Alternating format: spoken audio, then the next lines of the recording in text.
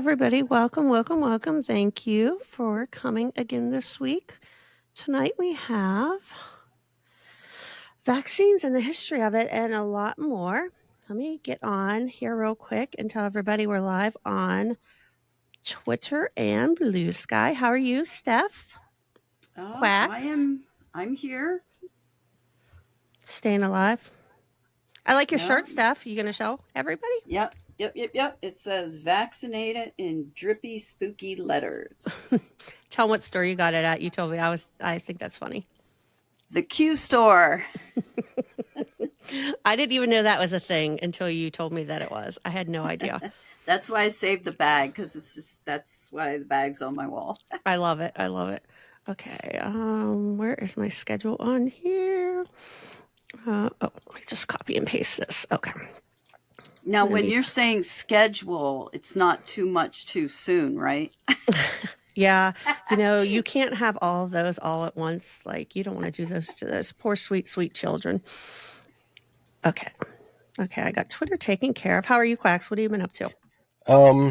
Well, like I said earlier, I've been burying myself in researching relatively absurd things like bronies and Nazi Taylor Swift fandom. I didn't know that was a thing. Like you were telling us just as I realized we needed to go live. And Which one? The bronies and murder. The bronies, yeah. I hadn't realize that was a thing. I hadn't either. I mean, I always knew that there was like a Nazi connection, but I didn't realize that there was. Yeah. Is there like a strawberry shortcake cult too? Or Rainbow Bright? Yeah, I could probably find something if I dug hard enough, but it's not really a thing. Like the Fash bronies are a thing. I've already written about them a few times, but like I didn't realize quite how deep the hole went. I've been spending a lot of time on YouTube watching like videos about 4chan culture and check out the ice. Have you seen the iceberg compilations? They're pretty good. I've seen a couple of them. Not my strawberry shortcake stuff. You leave her out of this. I collect her. They can't be fashy. I don't want my strawberry shortcakes doing murders and fashy and Nazi stuff. Well, anything that's innocent, inherently innocent, can always be subverted. Don't like. I'm still working on it's pretty deep. The Satanic Temple and all of that stuff, and yeah, it's an interesting dive. It's a pretty deep dive. So I want to do a good job on it. So I'm still working on that and researching in between all this other stuff. So that's what I've been up to besides real life and getting over this damn cold. But I guess we'll get started here. I know people will be trickling in. I came from another live stream before this too. And they're going to be trickling over here too as well. So we're going to start off, and I know people always watch the restreams too. We do good numbers there. So I'm going to start this video. It's just a brief history. It's a short 9 minutes before we start into our topics and other clips. It's the anti-vax movement, and it talks about it being older than you think. And we are going to talk about a lot of these topics, so we're just going to pause. We're not going to talk about them exactly then, but just let you know that it's going to be coming up.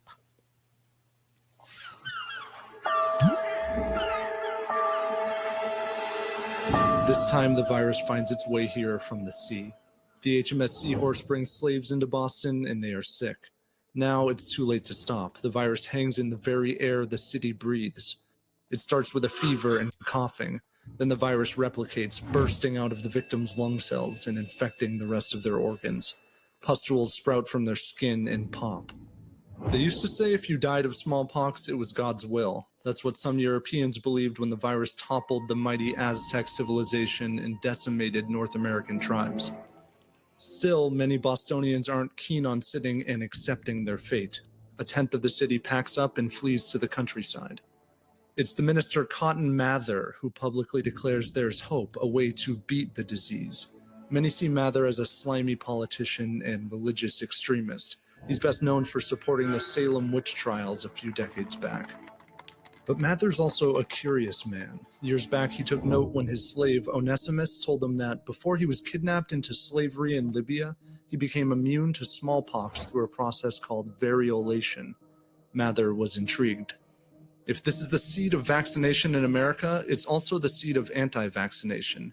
Nearly every doctor in Boston demands that Mather drop the I was just going to say real quick, I actually didn't know this. So this short little video I found on YouTube taught me something about vaccination. I had no idea that came from learning from a slave. So I did find that interesting because I had no idea about And that. I think the method, I might be wrong about this, but I think the method they're referring to was basically like someone who had the active scabs, or the scabs were just healing. They would take the scab and collect the pus, and then like they would just carry it in like a nutshell, and then they would cut the person's arm and rub the pus Yeah, it's inside. That was fascinating. one method. Yeah, hmm yeah. And I one had of the no things, idea. and at first, a lot of the immunization was first noticed by milkmairs I because think they talk about that in this, which yeah, is yeah, fascinating too. I had it's no so idea. wild. It's like Yeah, accidental. Like they just were like, yeah. hey, I never got it. the idea of variolating the people of Boston. The doctors who oppose variolation are led by William Douglas, a highly respected Scottish physician. Douglas tells Mather that slaves can't be trusted, saying there is not a race of men on earth who are more false liars than Africans. But Onesimus isn't lying. In Africa and the Middle East, the practice of smallpox variolation had been common for centuries. Variolators would usually make an incision into the skin and rub smallpox pus into it. Alternatively, in central Sudan, mothers of healthy children would tie a piece of cloth around a sick child's arm and haggle with the child's mother over the price of the cloth. After paying, she would take the cloth home and tie it around her own healthy child's arm. The Chinese also variolated people by blowing a powder of smallpox scabs through their nostrils. True That's vaccines disgusting, by the hadn't way. been invented yet, but I know. When I saw that too, I was like, holy shit, that's nasty as fuck. And how do you get to the point where you learn that? So they're just doing rails of smallpox I scabs? guess. Like, holy fuck, how do you learn you can do this? They're doing rails, you're like snorting it. They're blowing it in your nose. Oh, Yeah, Blowing I pus know, into I your know, nose. I nasty. know. Nasty. variolation accomplished the same goal. Whereas vaccines cause the body to gain immunity to a disease without giving the person that disease, variolation did so by infecting patients with a mild form of the disease, something their immune system could learn to fight off, giving them resistance to even deadly forms of smallpox in the future. Variolation had its risks. Patients could occasionally develop a lethal form of smallpox, and if they weren't quarantined, could spread smallpox to others. But it was the best treatment they had. At this time, the world's foremost medical experts tried to treat disease by removing pints of blood and trapping patients in stifling hot rooms to make them sweat out the disease. Doctors were often a liability. Rates of death were higher among the upper classes than among the poor who couldn't afford medical attention. Back in Boston, Mather writes that the city is a diseased wasteland with a dismal picture of hell, fire, and darkness filling it. But he's convinced one physician, Zabdiel Boylston, to start variolating the public. Boylston scrapes smallpox fluid into his young son's arm. After a mild fever, he recovers, now immune to smallpox. Over the next year, Boylston does the same to 248 people. His records show that people who get smallpox by his variolation are over 5 times less likely to die from it than people who get it the natural way. However, William Douglas claims Boylston's Witchcraft. data are falsified. Others Burn say 'em at the variolation stake. works, but they believe purposely infecting oneself with a disease is an unnatural interference in God's plan. Well, I mean, The anti-variolation quacks, crowd is growing. quacks can back me up on this. A lot of, what we think of as like folk magic, like the area that I came from in Pennsylvania, they had hexery. A lot of what we might consider folk magic was like remedies and stuff. So, medicine is magic in a way. Truly is. Blowing There's a scabs in your definite nose. connection, yeah. Oh, take the scab right up your snoot. Ugh. Growing fierce. Someone throws a firebomb through Mather's window. The bomb is a dud, but Mather notices a note attached to it that reads, "Mather, you dog, damn you. I'll inoculate you with this." Boylston goes into hiding and continues to perform variolations secretly in safe houses. But the data was clear.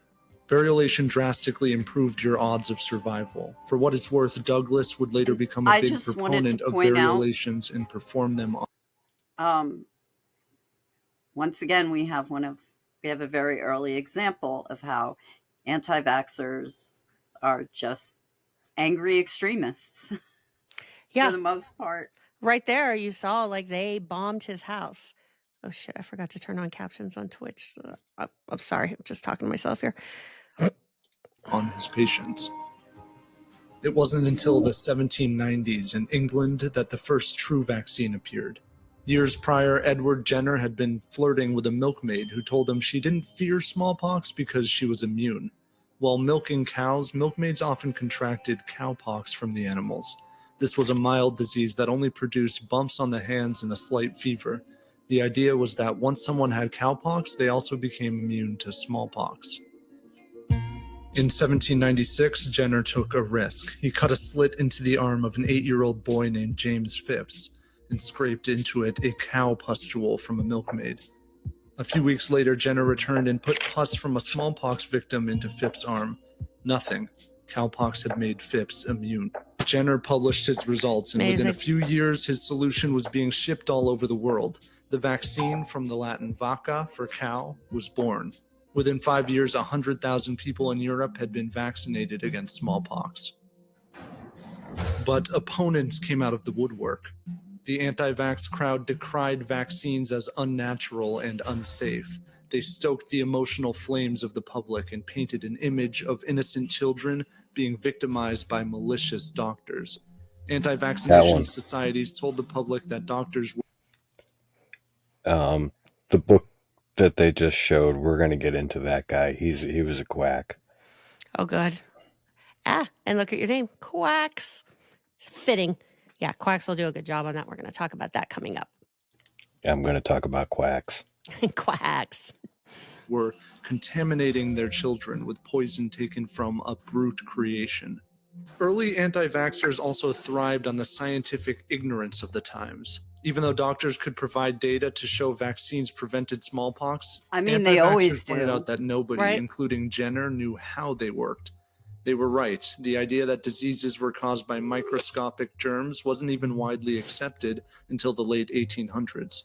And while the vaccines themselves were safe, early vaccine distribution wasn't well regulated. Certain pharmaceutical companies gouged prices and shipped expired vaccines to poor neighborhoods. Price gouging. These companies also didn't always store vaccine solutions safely. On a few occasions, doctors unwittingly passed on tetanus and syphilis to patients.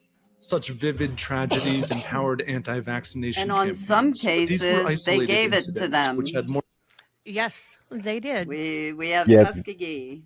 The whole thing of accidentally giving syphilis is raised by a lot of the early anti-vax people. Mm-hmm. Yep. More to do with the people giving the vaccines than the vaccines themselves. It was clear that vaccines were a huge positive. Over the course of the 20th century, vaccines saved millions of lives. In 1955, Jonas Salk developed the polio vaccine, and in a decade, the disease was nearly eradicated in America. In 1977, the world saw the last case I just want to point something out quick. That man not only saved millions of lives within his lifetime, but has continued to save lives. What he has done is a butterfly effect that echoes throughout time. This is a real man. I don't know anything about his personal life, his politics. Maybe he was a total shithead. I don't know. But what he did, this is something that should be celebrated and elevated and cherished. This is a man who, just one man's life, like that great man of history theory. And that's all bullshit. But this person affected millions of lives and continues to. And what have anti-vaxxers done? I just want to bring that up. I'm just asking questions. I think look at what this man has done in his life, and this is what He anti-vaxxers contributed to fight. overpopulation, and the That's anti-vaxxers so. have contributed to bringing down the population. Yeah. Hmm? Terrors of civilization killing diseases faded from memory, and it became easier to take vaccines for granted. A vocal subsection of the population started to spot trends in diagnoses of conditions like autism and ADHD. They assumed these conditions must be caused by the quote unquote unnatural introduction of vaccines into the bodies of children. Therein lies the thread that seemed to run through almost every anti vaccination movement. A concern with what is natural. The idea is that things that aren't natural are harmful. In the past, people's issue with vaccines was that it meant avoiding diseases they believed God intended for them to get, and doing so using human or animal disease. It Sounds like a upset the pretty natural shitty God. order of things and was spiritually wrong. Modern anti-vaxxers are more concerned with biological naturalism. They claim vaccines contain harmful or foreign chemicals, and they opt for holistic, natural alternatives. It's important to note that anti-vax movements have rarely been driven by hate. Instead, anti-vaxxers want to avoid harm to themselves and to their family. At the core of anti-vax is fear, and the best medicine for that is more information. So if you like the video, make sure to subscribe and hit that notification bell. There we go. That was the introduction to the anti-vax movement. Just a brief history. I mean, it's much more complex, of course, but just to give everybody a little intro to it before we dive into much deeper topics. I So, take issue with go ahead. them saying that they're not all full of hate. Like, you just showed us, like, someone tried sending them a bomb. Like, maybe they're not all full of hate, but all I see from the anti-vax crowd is hate and anger and animosity, and just they sound like terrorists, a lot of them, to be honest. Yeah, I think this guy was, or whoever, I don't know the gender. Whoever made this video was very kind about that part. Pretty kind about that part. So where are we going to move from that video? Where are we going to start in our history timeline of the anti-vax movement, or what we're going to talk about? Well, that's up to you. It's your show. It's all of our show. We all work together. Quack, quack, quack. So where do we want to start? I don't know. Do you have something to say, or do you want me to start rambling? You can start if you want to, because most of my stuff that I looked up is of the more modern stuff. Mine's like Andrew Wakefield, and then I have like David Icke and Robert F. Kennedy Jr. So whatever we want to talk about, I'm game. Okay. And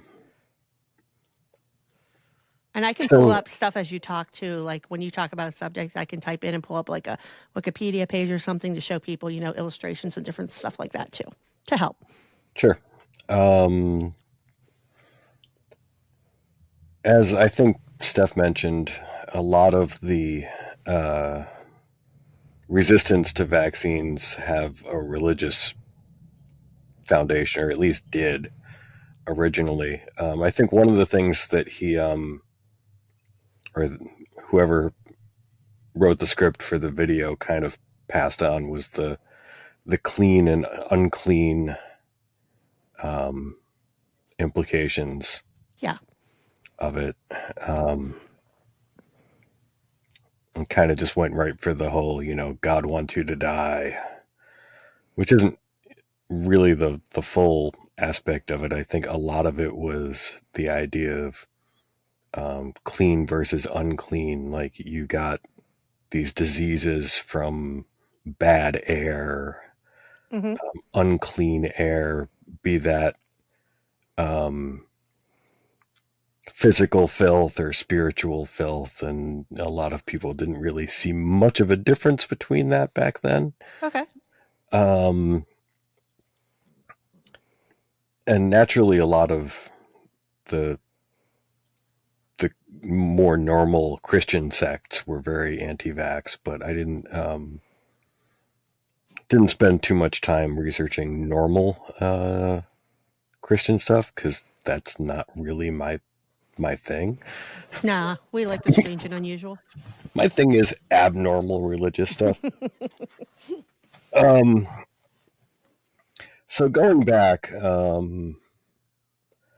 the furthest back, if you go in tracing back the New Age ideas, I didn't find much with before mesmerism. I didn't really look at Swedenborg. I think he's probably too early.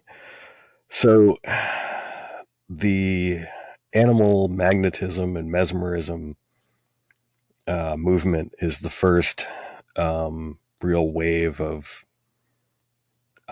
like proto New Age movement that really had any comments about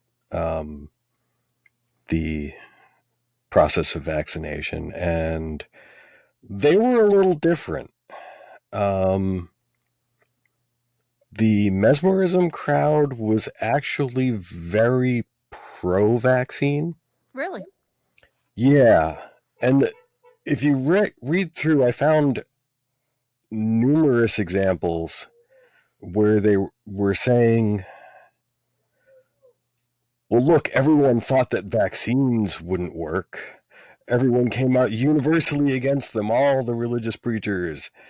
But they worked.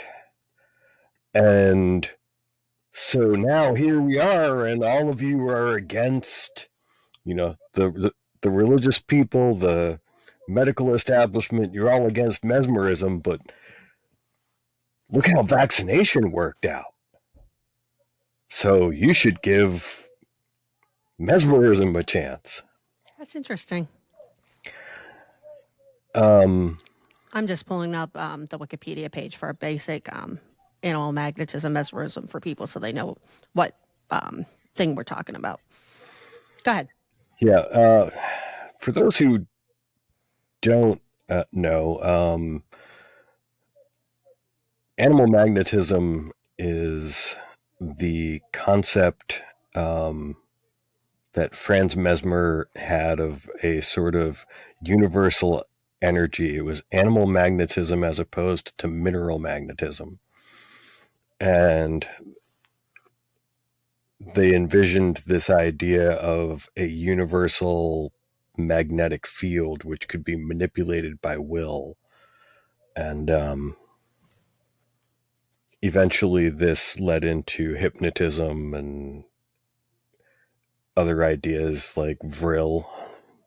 Vril and the Odic force is basically an updated idea of animal magnetism. So mesmerism and animal magnetism was not so much a more religious thing. It was kind of a quack science.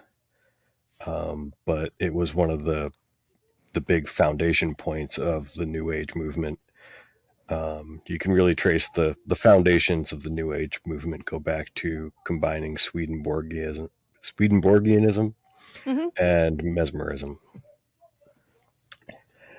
Like I said, I didn't really look into Swedenborg. I think he's probably too early to really have weighed in on the issue. But I could be wrong on that. Hello. Oh, who joined us? Nadja. I was just saying hi to her. Or them. Hello. So,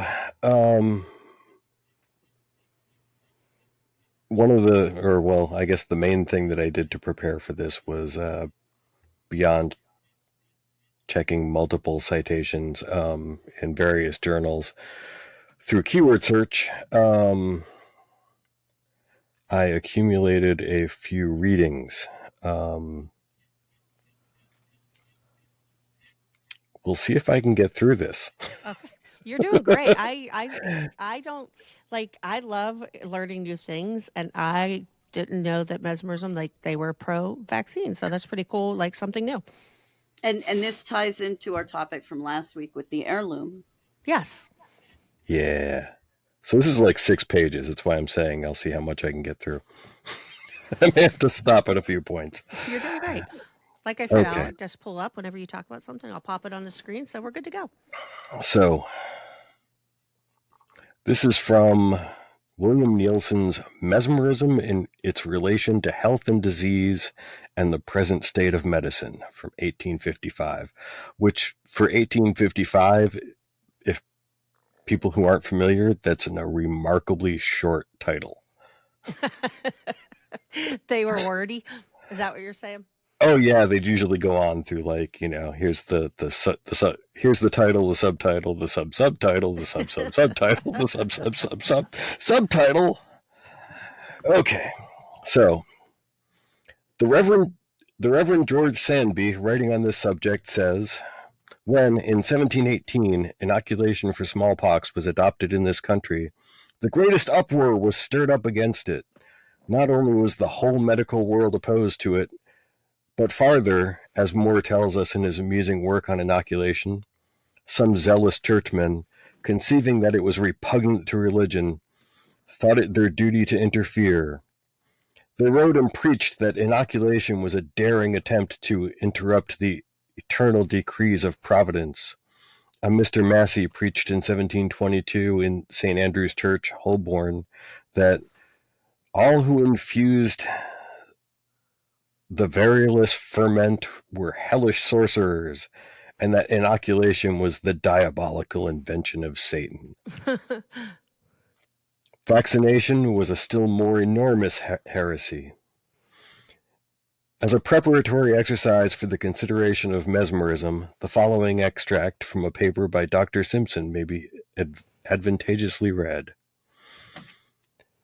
At the time of Dr. Jenner's first announcement of vaccination in 1798, and for many years subsequently, the proposal of substituting vaccine for variolous inoculation was encountered by various members of the profession with incredulity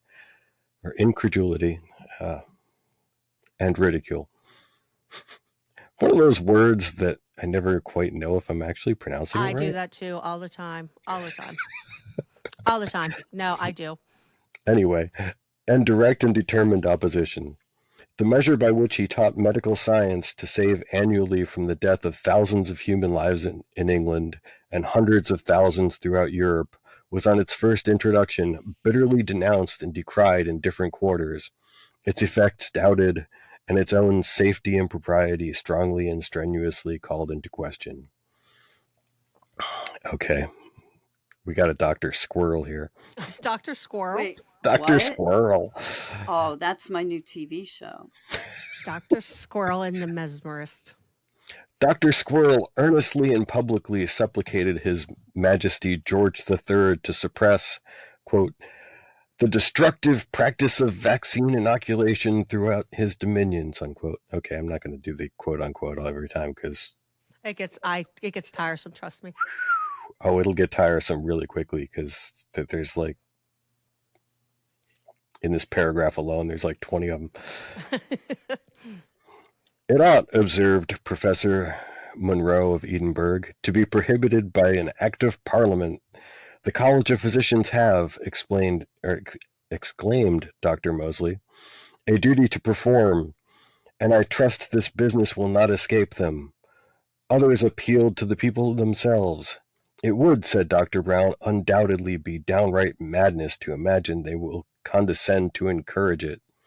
The Anti-Vaccinarian Society called upon the public to second their efforts in supporting the cause of humanity against cowpox injuries and besought their aid to suppress the cruel despotic tyranny of forcing cowpox misery on the innocent babes of the poor, a gross violation of religion, morality, law, and humanity.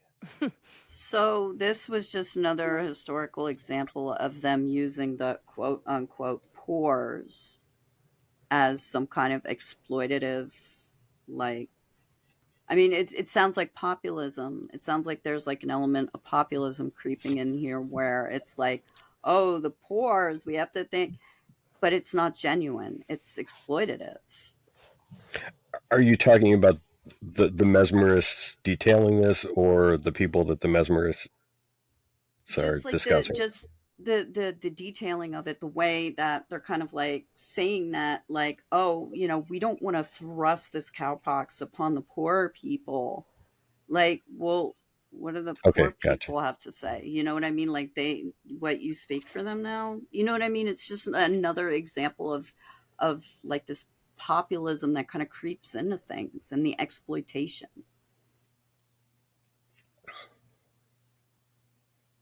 That's just my take. I think the way I was hearing it is that even though they're saying the pores or whatever, it's more about protecting them so that they don't get the pox. Like they Okay, should because be it vaccinated. almost sounded like they were saying, like, they didn't want them to have, like, why would you put this on them?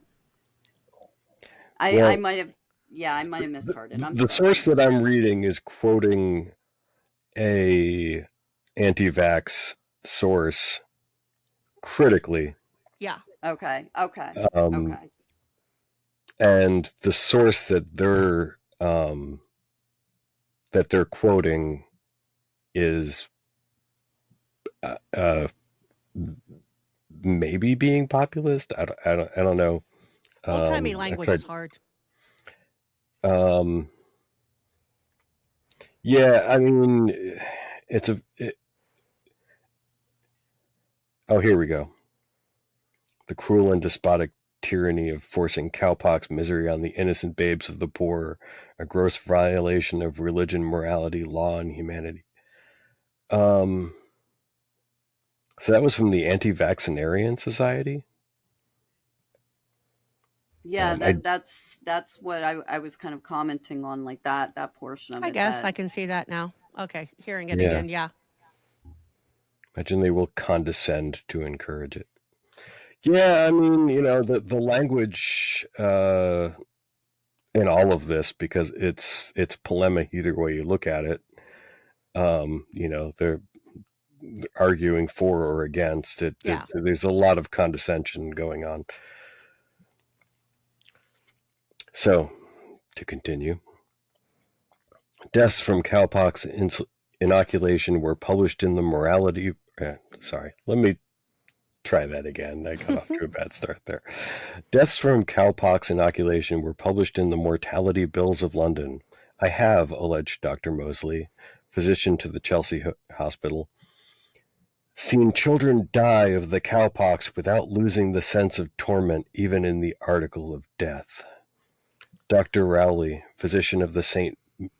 Marylebone Infirmary, professed to publish the true accounts of 59 deaths from cruel vaccination, and added Oh, that God. when humanity reflects on these, and to use his own words, a great heap of victims diseased for life and likely to transmit to posterity for ages chronic diseases, it is enough to freeze the soul with horror.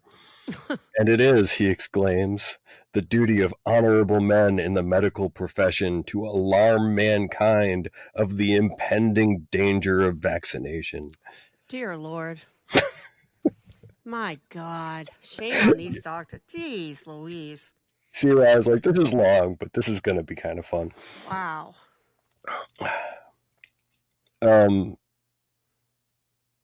You see that a lot in the modern stuff. This, No, impending it's like the same danger. language, but it's so alarmist too. Like it's fascinating to hear this old stuff because what's old is new, right? Like it's fascinating to hear this. It's the same language, just a little more flowery back then, the way they wrote, but it's the same hyper alarmist language. Indeed. And that was something I had made a point of a few times on either Twitter or Blue Sky of like, you can read some of the anti-vax screeds from 120 years ago, and they read just like somebody's Twitter thread. They do. Yeah, no shit. Now that you're reading this, yeah, you're right. Yeah, that's what I normally avoid dealing with the anti-vax stuff, but when you were talking about a history of anti-vax, I was like, ooh, this could No, be a I appreciate this. This is this could be a interesting. really good uh, reason to drag out the texts.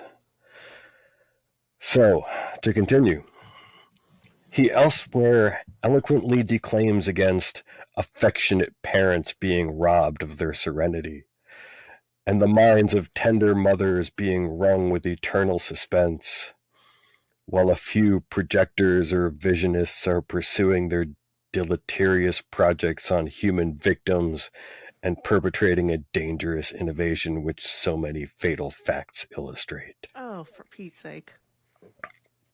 It's again just the whole idea of this medical innovation, like, oh, it's dangerous and we won't know, and sometimes it works out that way. We've definitely had some innovations in medicine that turned out to be worse than like thalidomide and stuff like that, but Yeah. um, it's My a gosh. common refrain in anti-vax stuff. Fascinating. Just hearing this all. So let's see. Oh, we still got a ways to go. I love it. No, it's good. Mr. Lipscomb urgently maintained that cowpox, the new scourge industriously dispersed to afflict the children of men, is sometimes fatal of itself, and that the diseases introduced or brought into action by it may be also sometimes fatal and can never be completely guarded against. One author had seen numerous instances producing coughs. Okay, I don't know how to pronounce this. I get into those. I just wing it, or I'm just like, don't get it. It's this word, and I just pass D- over it. DYSPN ligatured OEA. I have no idea on that one. I'm not even going to try. Hectic marasmus. I don't know what that is. Me either. It sounds bad.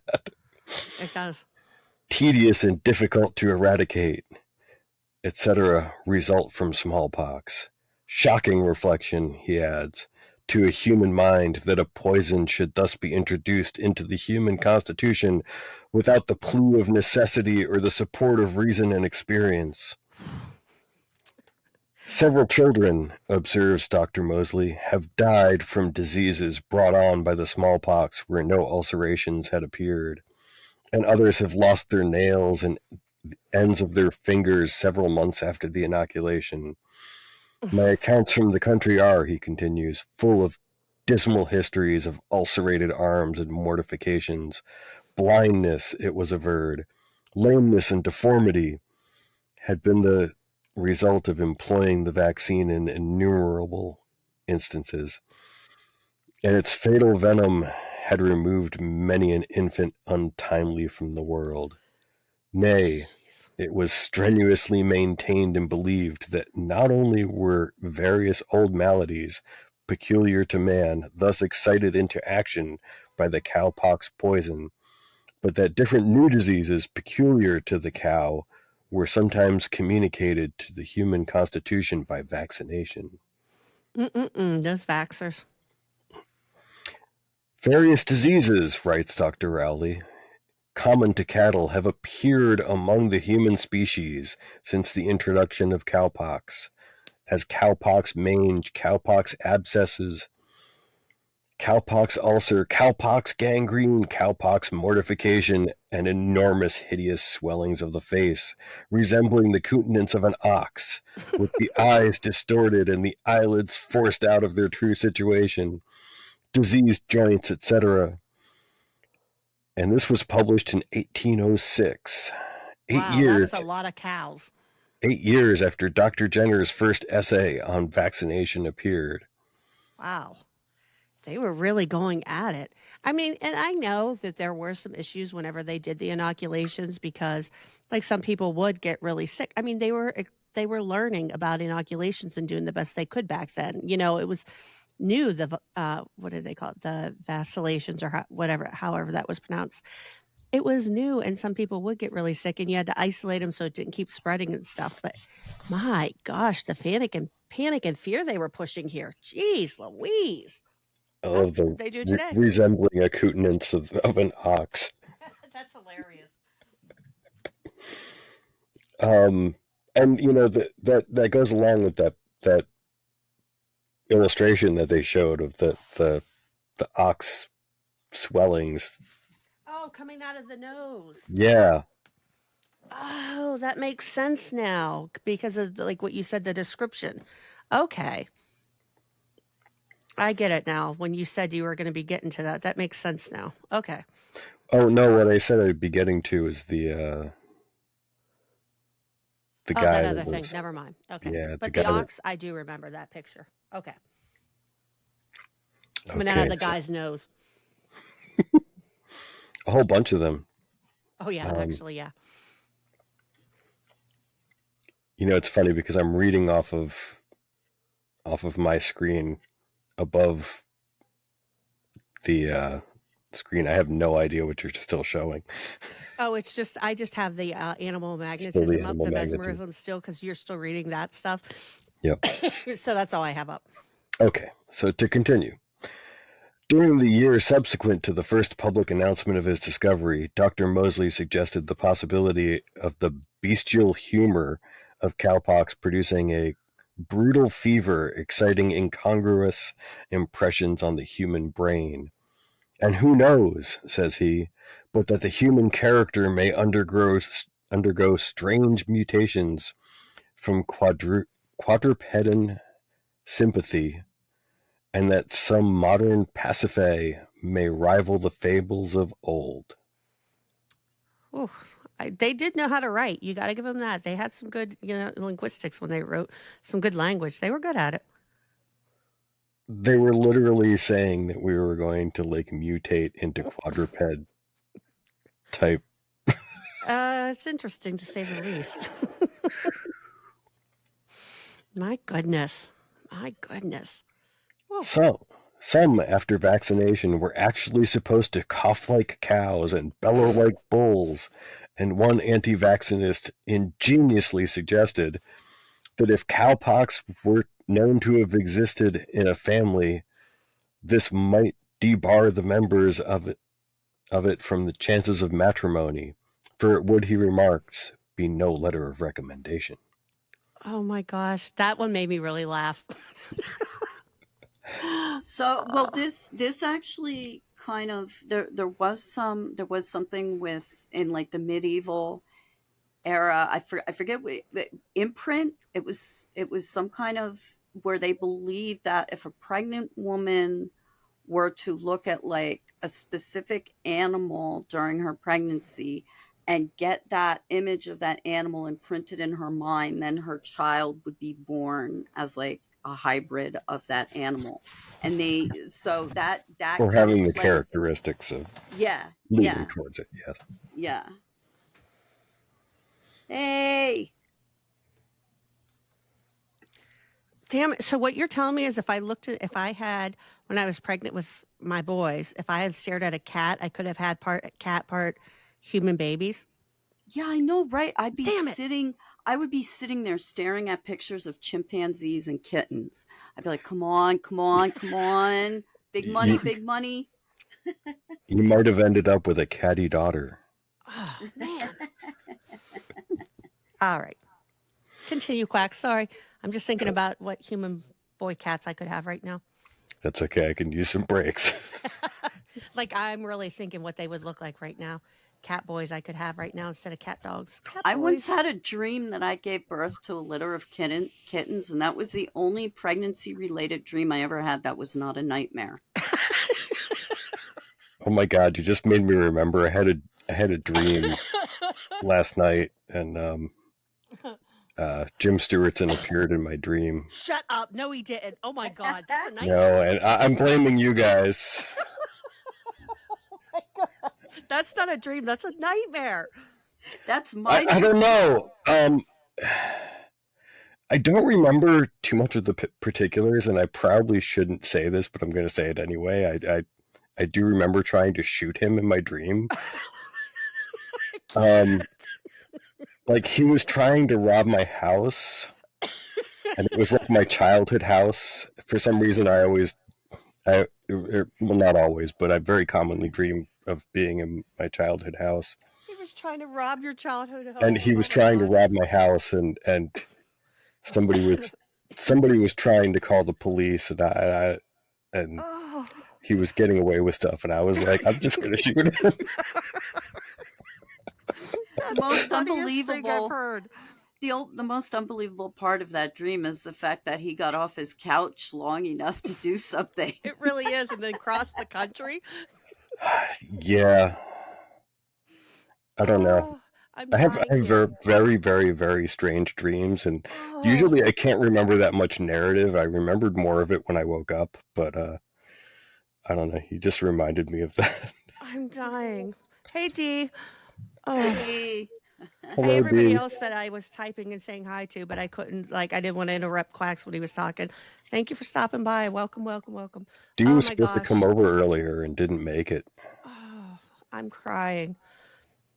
Oh, that's hilarious. I'm going to be thinking about that all night and getting giggles. Ooh. Oh God, I had totally forgotten about that until just now. I'm gonna start some fanfic. Oh gosh. Oh, that's hilarious. It is my fault. Like, you came to the stream and you got him in your head and you went to sleep. You were up late. Okay. All right.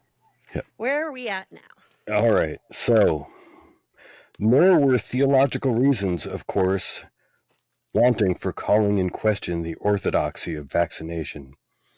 As of other new discoveries and practices, smallpox, argues Dr. Rowley, is a visitation from God and originates in man, but the cowpox is produced by presumptuous, impious man. The former heaven ordained, the latter is perhaps a daring and profane violation of our holy religion. And he subsequently proposed, whether vaccination be agreeable to the will and ordinances of God, as a question worthy of the consideration of the contemplative and learned ministers of the gospel of Jesus Christ, and whether it would be impious and profane thus to wrest out of the hands of the Almighty the divine dispensation of providence. The projects of these... Sorry, go ahead. Go ahead. No, I was just going to say, if their God is so powerful and all-knowing and all-wise, if the vaccines were an affront to God, then God wouldn't allow the vaccines to exist. And also, by saying... You know that's not how it works with religious fundamentalism. I know. They don't understand logic and reason. I know. But, I just wanted to point that very simple fact out. The projects of these vaccinators seem, it was affirmed, to bid bold defiance to heaven itself, even to the will of God. Providence, reasoned another author, never intended that the vaccine disease should affect the human race. Else why had it not, before this time, visited the inhabitants of the globe? The law of God, he continues, prohibits the practice. The law of man and the law of nature loudly exclaim against it. In short, vaccination was opposed and denounced on a variety of grounds. It was alleged to be occasionally fatal in its consequences, to be liable to excite various diseased actions and predispositions, to produce diseases new to the human constitution, to be impious, unthinking, profane, and irrational, to be an innovation neither established on the basis of reason nor supported by the foundation of truth. The vaccine, exclaimed one enemy to the cowpox inoculation, was the damnedest thing ever proposed. He wished the inventors were all hanged, and he would give his vote for its being done. Jesus, violent. I mean that sounds like a common tweet on X these days. It does. Oh my gosh. And strong pictures were held up to the public eye of the miseries it would infallibly lead to in the case of recurrence of epidemic of smallpox. In many families, writes an author whom I have already quoted, there will be none to attend to the sick. Nurses will quit their patients for their own safety, and servants will fly from the master's houses to shun the pestilence.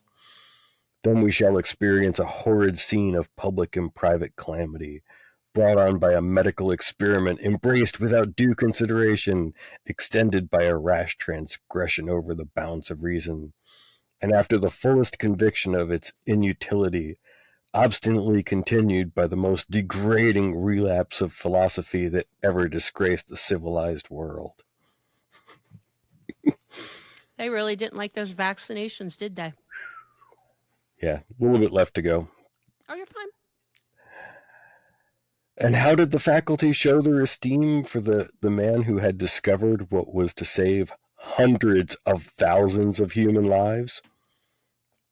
When the learned societies of Europe had vied with each other in doing honor to Jenner, after almost every continental government had shown him some mark of respect, after a passport from him had ensured an unmolested passage to the scientific traveler through Europe, then occupied by hostile armies, after the despotic Napoleon had secured him life and liberty because of his fame, after the English Parliament, always so chary in rewarding scientific merit, had voted him £20,000 from the public purse, after the University of Oxford had granted all the honors she had to bestow, the College of Physicians, true to their colors to the last, refused to confer on him the fellowship of the college.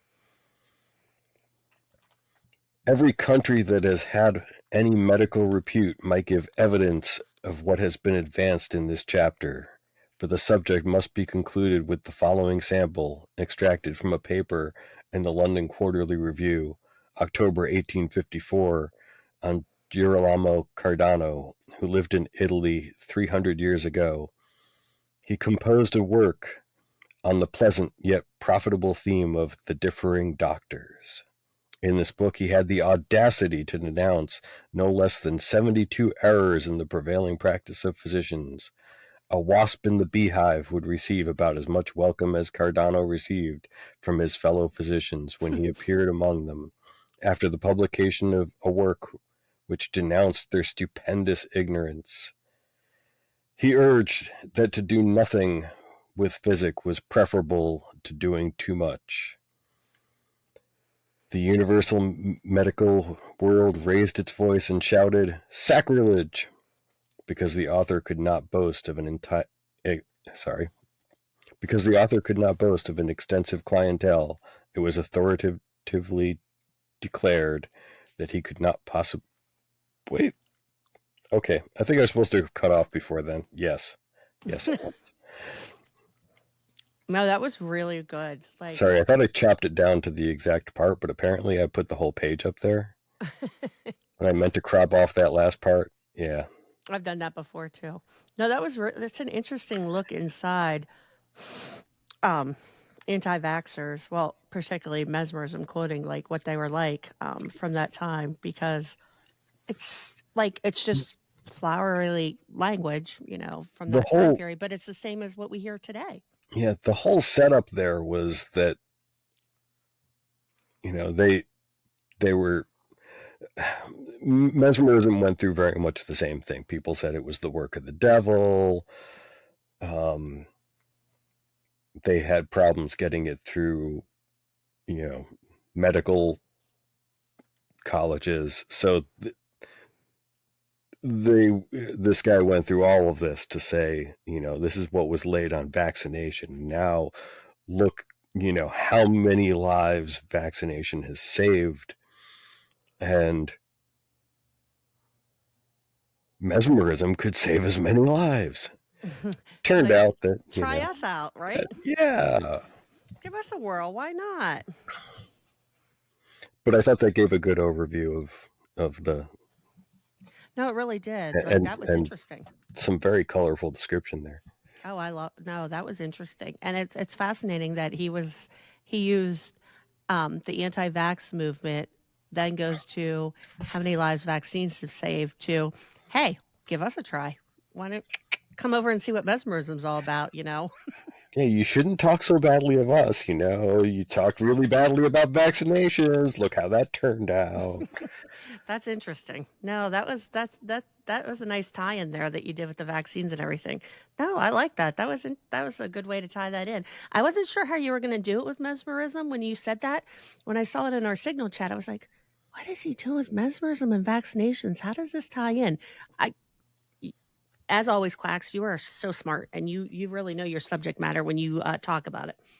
Well, I wasn't going, like, I had actually given up sort of on mesmerism. Like, I was like, okay, let me just check these last few references, because I kept seeing the same argument over and over again.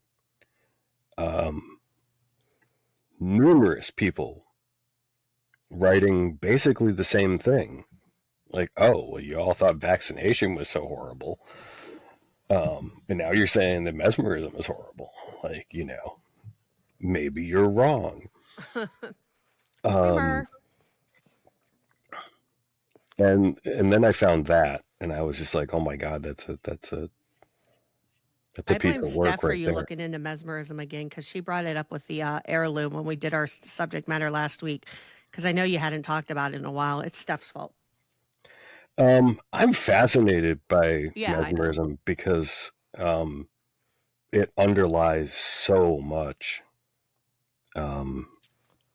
Everything from, you know, large swaths of modern psychology to, you know, you can find numerous, you know, red string arrows down the chart of how mesmerism started the New Age movement and influenced it through a number of ways. Like spiritualism, you wouldn't have spiritualism without mesmerism. You know, people think of the start of spiritualism as the knocking, Yeah. but that's kind of spiritualism with a lowercase s, as a method, but spiritualism as a religion is based on. Oops. I didn't mean to do that right on the screen. Hold on. Let me stop sharing that. I don't know why that. There we go. Okay. Go ahead. Keep talking. I didn't mean to do it. Go ahead. So,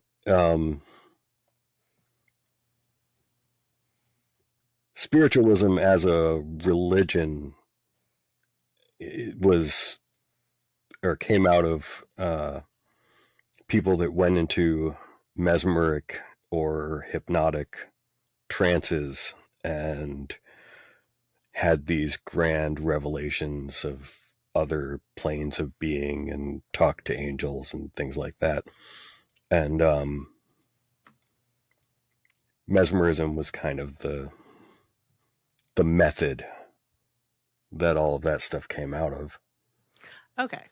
So and you wouldn't. Go ahead. I'm sorry. So you wouldn't have spiritualism without both Swedenborgianism and mesmerism, and without all of that before, you also wouldn't have New Thought, which was influenced a number of ways through that. So we're going to get to both of those. But go ahead. No, I was going to ask, which way are we going to go? Spiritualism. All right, sounds good. It's the next in line, really. Now this is where we get into that guy that had that book, Vaccination, a Curse and a Menace to Personal Liberty. Oh, is that the one that was in the video? Yes, he was a spiritualist. What was his name? Peebles, James Martin Peebles. Oh, okay. Or J.M. Peebles. And that book and Peebles in general, when I was looking around through old journals, his name kept coming up and kept coming up and kept coming up. And I was like, okay, well, I got to download his book and check that out. And I found the book, and it's like over 300 pages long. And I was like, I'm not going through that. Gotcha. I gotcha. But I found a book review of it, which I will get to. But let's discuss James Martin Peebles. I am trying to pull up here while you talk about him. For some reason, my firewall's acting wonky. Go ahead.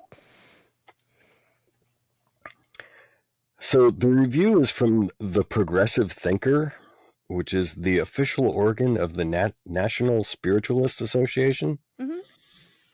And the National Spiritualist Association, which is still around today, was founded in 1893 by W.H. Bach, Harrison D. Barrett, Luther V. Moulton, James Martin Peebles, and Cora L.V. Scott. That's a whole bunch of people involved in that. Oh yeah, well, you know, it was an association. They're all in it. Cora Scott, is the only one that I know by name in there. She was a spiritualist medium. Yeah, I don't know any of these people. This is all new to me. Yeah, she had some renown. The other guys I don't really know, but Peebles himself was a former Universalist minister. He then changed to Episcopalian and then became a spiritualist. And apparently finally became a theosophist, but that was later down the road than this. I think he was still quite a spiritualist for a long time after 1900. Oh, really?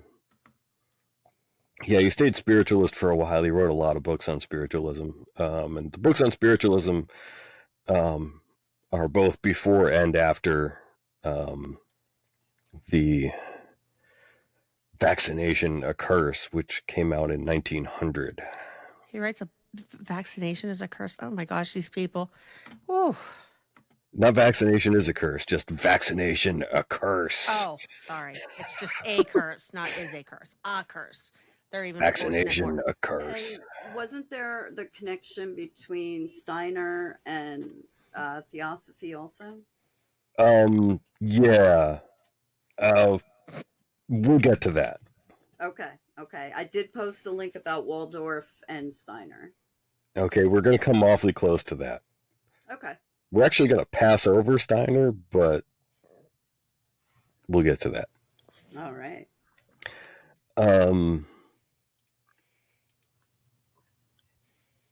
So Peebles received a medical diploma from the Philadelphia University of Medicine and Surgery, which, by all accounts, was fraudulent. Oh, really? Yeah. They were accused of, quote, teaching heresy and various irregularities, unquote. Huh. And there was a flap about them allegedly selling fake diplomas. Oh boy. I tried looking into that to get more information on that, and it was all very confusing. It was hard to figure out exactly what the issue was. They got shut down. So, you know, he basically started off from a fly-by-night university, and then he obtained a doctorate of philosophy from the Medical University of Chicago in 1882. So I don't know how much medical knowledge you get from getting a doctorate of philosophy from a medical college. Doesn't sound like you would get a lot. But yeah, I don't know. That's just my opinion, but what do I know? So Peebles was the chairman of the Peebles Institute of Health. Oh, of course. Out of Battle Creek, Michigan.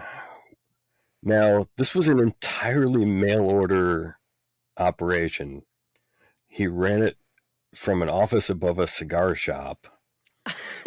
He did not see any. He did not have any inpatient facility, and he made psychic diagnoses for whoever sent him money and told him their symptoms. So he got in a lot of trouble. I'm guessing so. I found an extract from something. It's a notice of judgment from the American Medical Association. Peebles epilepsy cure. This nostrum is exploited by a concern called Dr. Peebles Institute of Health at Battle Creek, Michigan. The treasurer and general manager of this so-called institute is W.T. Bobo, M.D., a quack who advertises to cure goiter. Oh. Peebles' so-called cure consists of two preparations: his brain restorative for epilepsy and all diseases of the brain and nervous system, and his nerve tonic for the blood and nerves.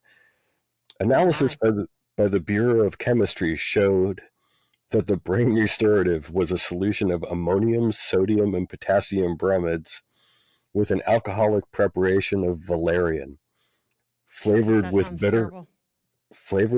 bitter almonds. Nerve tonic was a sweetened, watery alcoholic solution of vegetable products containing no material having distinctive active characteristics.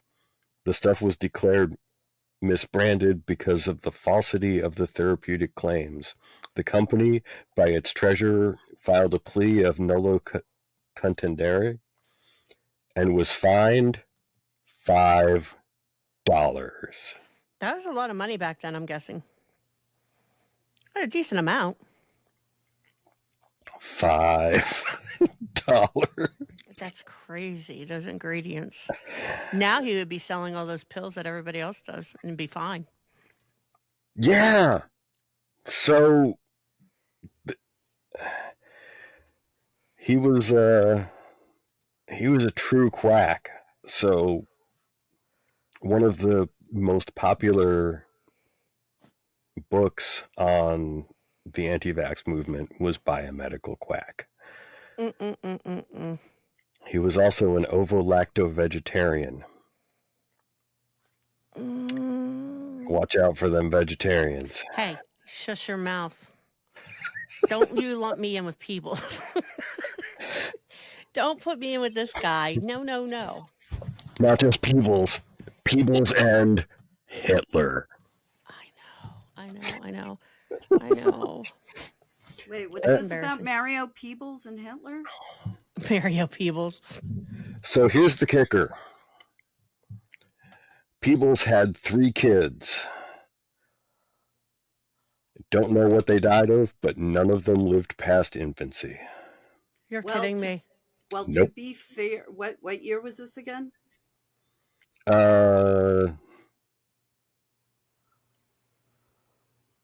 I don't know. Like, we're talking around 1900. Okay, because that was common with or without vaccines. That's basically how every dollop starts off. It's like they had 10 kids, 3 lived. Yeah, I mean, it's just funny though. It really is for somebody who's claimed to be a doctor and he could cure everybody. Yeah.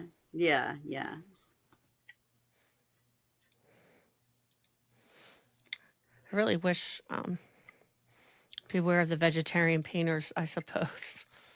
Dr. Well, this guy wasn't a painter.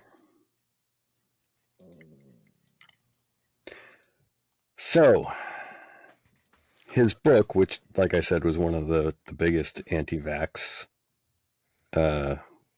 screeds of the time, was being sold through his journal of the NSA. I love that their initials are the NSA. I know. I really wish I could pull stuff up. My Google Chrome's not working right now, to do searches and stuff. So for now, We'll just have to go with this and talking, and I can't pull up We can illustrations right just we can just do this all in a Signal group chat. now. No, I love it. No, the talking's fine. I just wanted to. I know. I just had Yeah. to make a joke about that. Go ahead, Quack. Sorry. All right, so the review. They didn't. Oh yeah, okay. They did actually. I thought this was the one that didn't have an author, but it's by J.M. Stoiter. Vaccination, a curse and a menace to personal liberty. Oh, Jesus.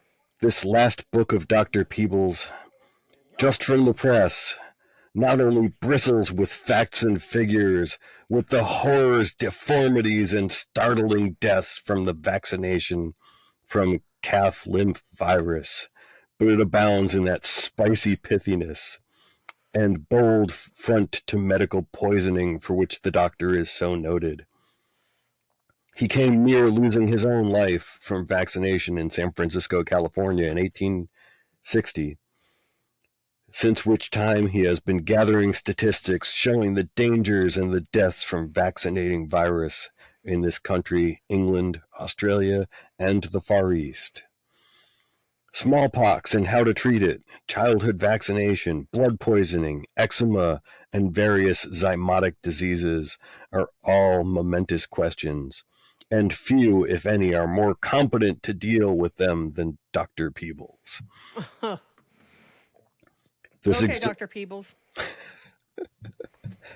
This exhaustive work of his against vaccination of 328 pages, just printed on cream-colored paper, illustrated with childhood deformities from vaccination, elegantly bound.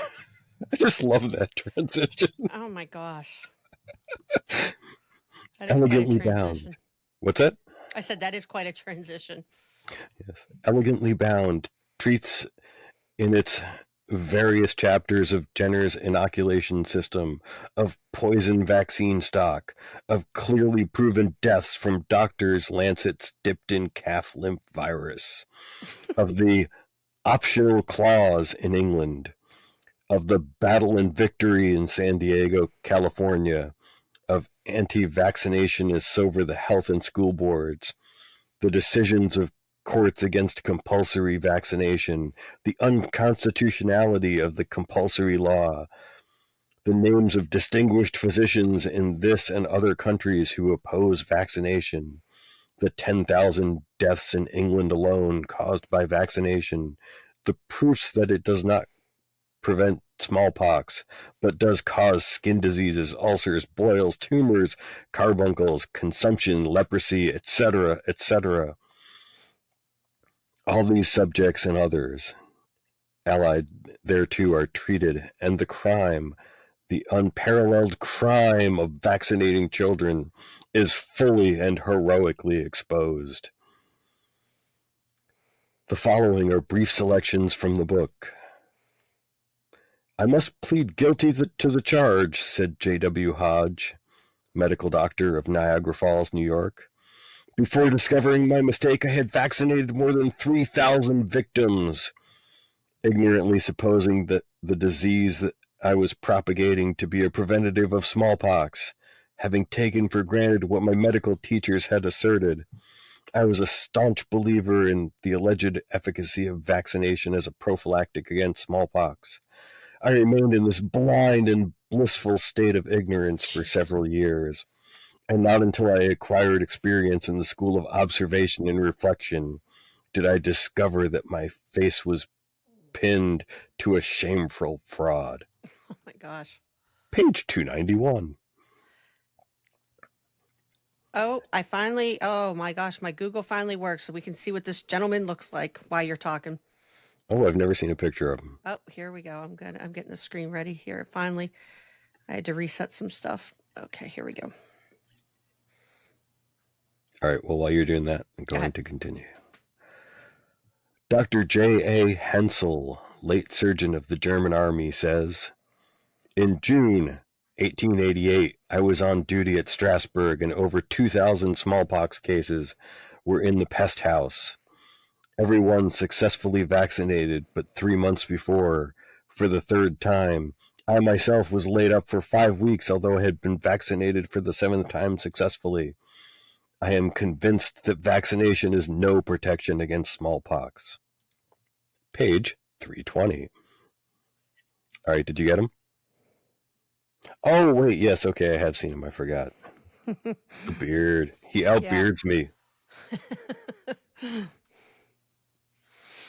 He's got like twice my beard. Damn. He's a wise looking old man. Looking, yeah. Looking is the key word, yeah. Looking. The beards make us look distinguished. Yours is more distinguished. How about that? Alrighty. Although his is more impressive, I'll give it that. It certainly is. Let's see, where were we? This vaccination law is so odious, so dangerous to health, that it has never been enforced to any considerable extent in California.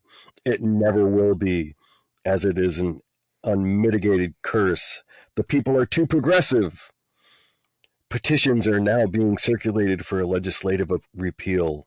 The English Parliament, be its... Sorry, trying to read like splotchy writing here. Petitions are now being circulated for a legislative repeal. The English Parliament, be it said to be the glory of England, recently made vaccination optional with the parents. Page 154. In the English Digest of Parliamentary Returns, number 488, session of 1878, entitled Vaccination Mortality, we find the startling statement that 25,000 children were annually slaughtered by disease. 25,000? Inoculated into the system by vaccination, and a far greater number are injured and maimed for life by the same unwholesome rite. Page 139. William Tebb, that distinguished Englishman, was prosecuted 13 times in the London police court for refusing to allow his children vaccinated. These prosecutions so aroused his parental manliness that he fought the vaccination law with others till it was reduced to a mere matter of option with the parents. A census had been taken in about 80 towns, villages, and districts in England, with a return of 2,138 cases of injury and 546 deaths from vaccination recorded up to the end of 1889.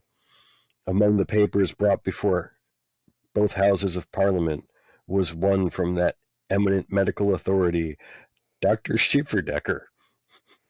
That's a name. Schieferdecker. Schieferdecker, who, in speaking of the dangers of vaccination, says, 1. It directly endangers life. 2. It nurses and develops latent diseases. 3. Children frequently do thrive so well after as before vaccination. 4. It introduces new and serious diseases into the system of the vaccinated patients. And we have a pigeon. We had a squirrel. Now we have a pigeon. Oh boy. Dr. Pigeon? Yep. Dr. Charles Pigeon Oh, of Forshembolt. Yes, Dr. Charles Pigeon of Forshembolt. I like that name. That's a cool name. That is a cool name. So he says, of 40 children, they're vaccinated, 9 died within 48 hours. On March 13th, 1885, Dr. Andreau of Aspers. I don't know how to pronounce that. It's French. I'm bad with French. You don't need to. It's all right. So we'll just call him Dr. Andreau. Dr. Andreau vaccinated 42 children. All were attacked with fever, and on the following day, 6 were dead. Their bodies were covered with black patches. He's such a sensationalist. The first man purchasing this new book was Mr. Studer of Fort Wayne, Indiana, And this is what he writes under the date of December 4th. I consider this volume the best. The most important book for humanity ever published. It should be in the hands of every board of health and every legislator in the country. Bet you RFK Jr. has a copy. Oh wait, no, I was right. That's the guy who did the last review, not the whole review. So yeah, there's nothing saying who wrote this whole review. So it's very, very likely that whole review was written by Peebles himself. He wrote his own review for his own. Most likely. I wouldn't be surprised. I wouldn't be surprised from them. Fascinating man. I never heard of him. I didn't. And since Drew mentioned it in the, oh my God, the cat is staring at me like I'm the most fascinating thing. Trust me, I'm not. What Drew had mentioned in the chat about Battle Creek, like how was the, the Kellogg's and the Posts of the time? How were they with vaccines? I don't know. I would assume that the Seventh-day Adventists were probably anti-vax. Yeah. They tend to be a bit on the wacky, overly healthy side. And I mean, why get a vaccine when you can just get like yogurt crammed up your ass and then put on a chair that makes you shake so hard you shit yourself? That's what they did there. Oh my gosh. Okay. Oh. Jesus. Yeah, the Seventh-day Adventists are kind of fascinating. I need to look into them more. Like I have never. I've looked into them a little bit, but yeah, they are interesting. Yeah, particularly when you get into like the Davidians. Yeah. Not even like just the Branch Davidians, but even the Davidians themselves are like all into UFOs and shit shakes. Yeah. Oh goodness. So go ahead. That was spiritualism. That was really interesting. Like I just don't realize, like, with all this stuff, like, and again, you're so good with tying it into the vaccines and how it all connects. Well, it's all talking about vaccines. Yeah, it really is fascinating. So, bringing it up to a bit more modern occult. Did I miss anything that I said I was going to go over? I can check right now while you're talking. Let me check our description. Yeah, that's what I was going to. Let me click on the blue skies. I feel like I'm missing something. Let me click on the blue skies here. You're missing me. It's been over a year since you saw me. It's been almost a year since you saw me in person. So that's what we've got mesmerism, New Thought, Theosophy, spiritualism, the eugenics movement, and Theosophy and eugenics. Okay, there's two things that we missed because I don't have. Theosophy doesn't really discuss it much. And when you see it's usually negative. But like going through the Theosophical journals, I found very little mention of vaccination at all. They just, they tended to be, the Theosophists are a little too heady, that in actual like Theosophical journals you won't find much discussion of lowly medicine. They don't really tread those territories. They can't be bothered. Whereas, yeah, they kind of can't be bothered. They're too busy with heady philosophy and talking about, mythological constructs and sometimes social problems, but, they'll get into politics and such. But the whole vaccination thing, there was very, very little that I found. And eugenics. Eugenics was a really mixed bag.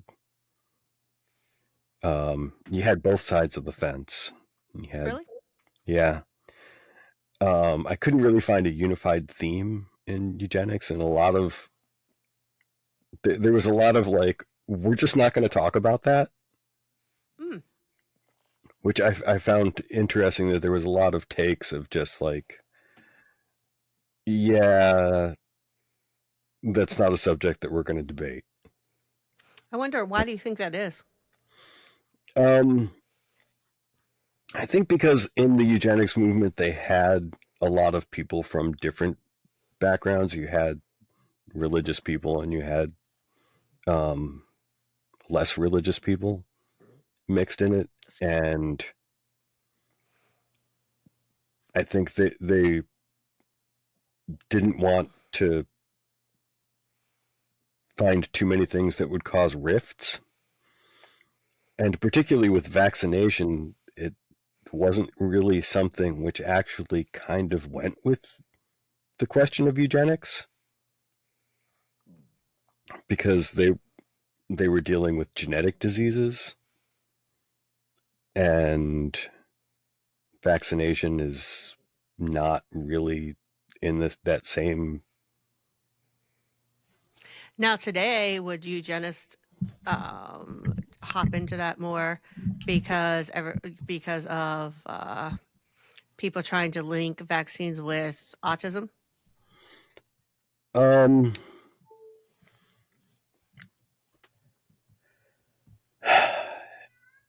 It's hard to say that there's like a distinctive eugenics movement like there was in the past. Can you hear my cat? Yeah. Like there was a time that there was an actual eugenics movement where people were putting out like eugenics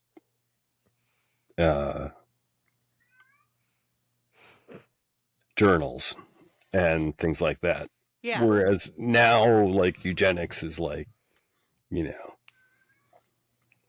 if you wanted to put out an article on eugenics, like when Frederick Brennan was trying to put his pro-eugenics article out, the only place that he could find that would publish it was the Daily Stormer. I remember, yeah. Yeah.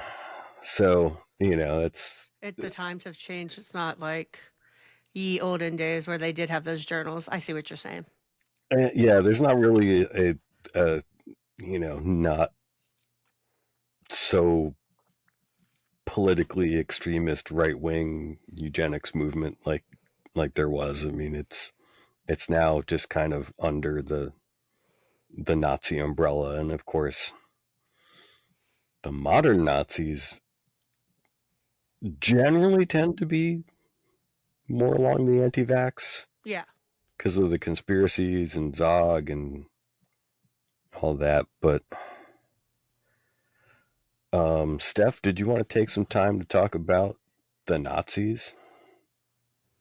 Well, yeah. When the Nazis, one of, and this came up a lot with COVID, where the anti-vaxxers showed their true face and tastelessly displayed stars of David that said unvaccinated, because somehow people being forced to be vaccinated, and honestly, there were no real vaccine enforcements, unless you were in the medical profession. And if you're in the medical profession and you don't want to get vaccinated, you should not be in the medical profession. But there were no enforcements. But a lot of people were comparing what they saw as vaccine enforcements with Nazi Germany. And number one, that's completely inaccurate. Number two, it's completely offensive. Number three, you should be sent off to an island, Nicamaroo, and you can hang out with Amelia Earhart's alleged bones, okay? You should be thrown in a camp. or in a sealed cave system. How about that? But basically, the Nazis were pro-vax for the German people. They didn't want the Jews and what they considered to be the other subversives. They didn't want them to get vaccinated because the lack of vaccination, they knew also when you're shoving them into the ghettos, into the train cars, into the camps, whether it was a death camp or a work camp, all of these factors increase communicability. And Frank died just several months before, I think it was Dachau was liberated. She died of, what was it? It began with a D, not dysentery. Diphtheria? Yes, I think it was diphtheria. But the Nazis understood that reducing vaccination rates in what they considered the unwanted population would only make their ultimate job easier. So there's people have this weird, they try to compare the vaccines to like Nazi Germany, and bro, no, the Nazis weren't exactly anti-vax. They were anti-vax for Jewish people, just like they were anti-life for Jewish people, and it was very interesting to see that that was used in some regards to, like, the fact that they were like no vaccines for Jewish people. Yeah, that was part of their final solution. That was what Alex Jones might call like a soft kill. Not just Jews, but Jews, Right, Slavs, right. Anybody they considered other not of the master race, right? Yeah. Untermenschen.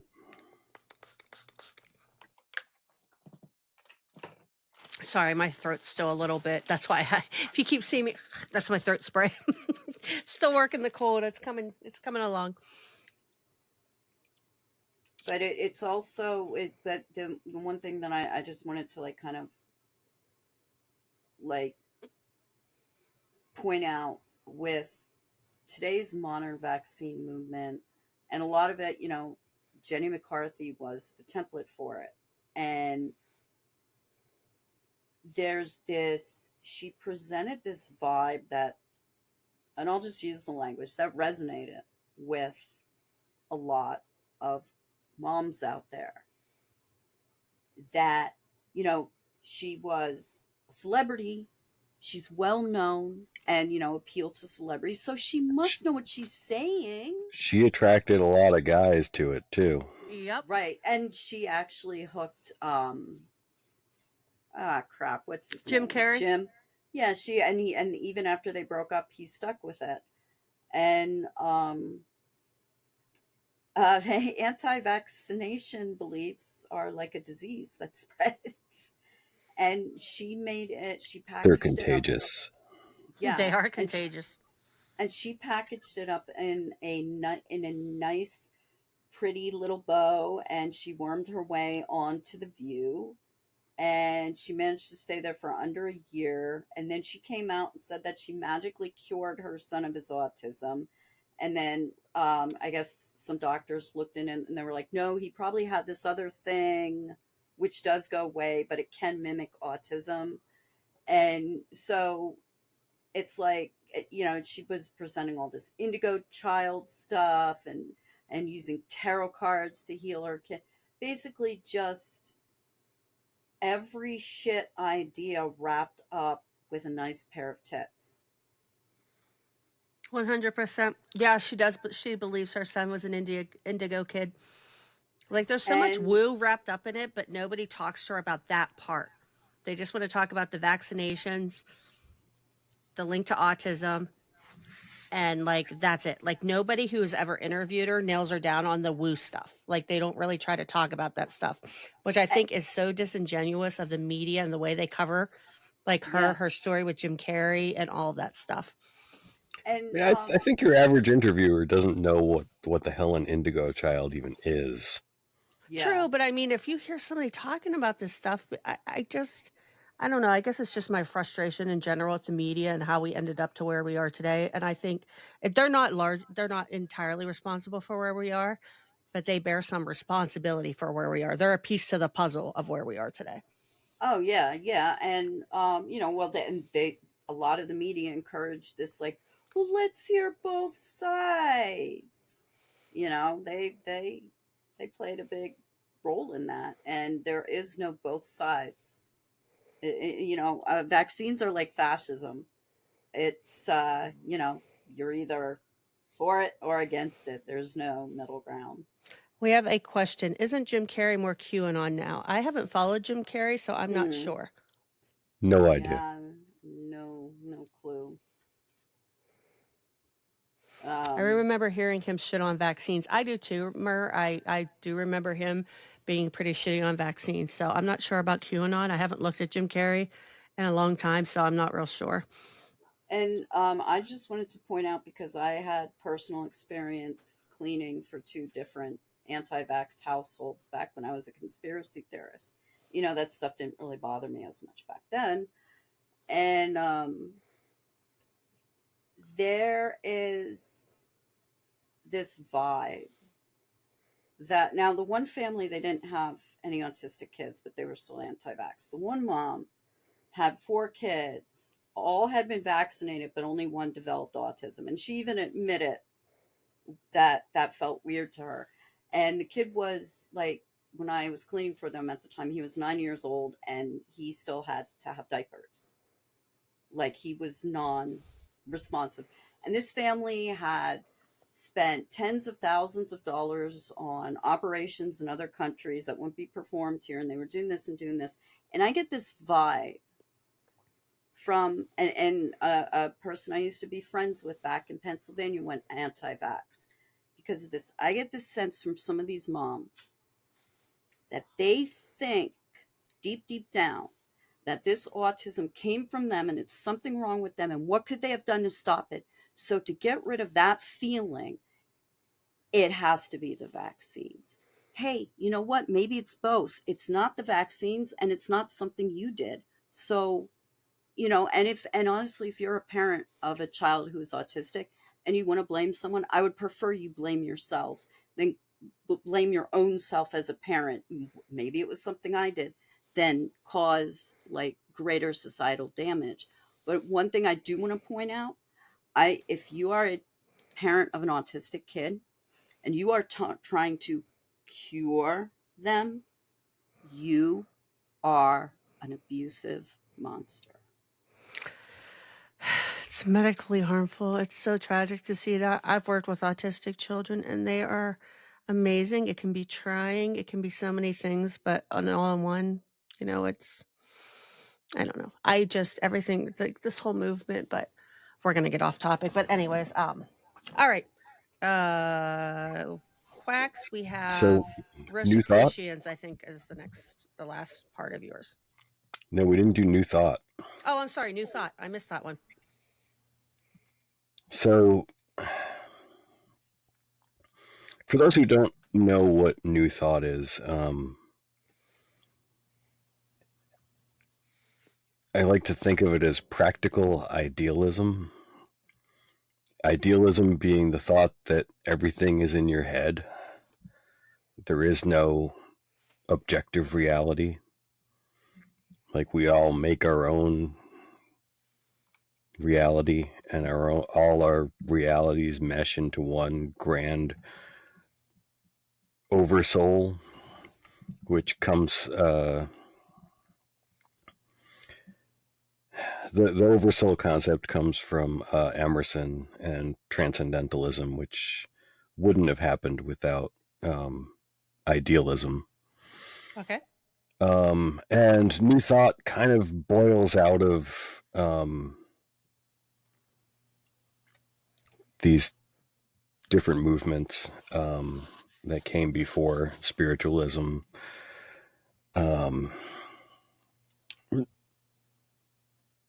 Philosophy meets Quimby right there. Quimby's kind of credited with being What's that? The Fox sisters up there. You have Parsons. Yeah. Parsons. Yeah. Crowley and Parsons are on there. Oh yeah, you're all the way down there. Yeah. Well, so New Thought actually comes before Theosophy, and I probably should have done it sooner, but my notes were mixed up, so I almost skipped it. Well, I did skip it, but New Thought is basically mind over matter medicine type thought. It's definitely not new anymore, but we still call it New Thought. It's probably the most fundamental backbone of the New Age movement. Okay. Where you get all this idea of levels of reality, and it's not the immateriality of the objective world or the physical world. What are we getting here? You're doing fine. Hey, I am learning so much. It's amazing. You need to work on your prosperity gospel, D. So yeah, prosperity gospel is an extension off New Thought. That's if you're pure of thought and divine will, you will be rich. And isn't that the church that Donald Trump went to? His pastor is part of the prosperity gospel. Yes. Okay. See, I'm linking. Very much so. Paula, lady is married to, I think, the singer from Foreigner. Yes. Yeah.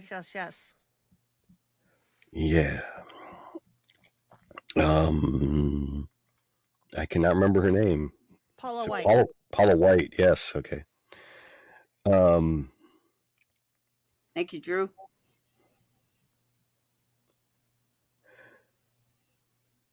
So let's see, where were we? So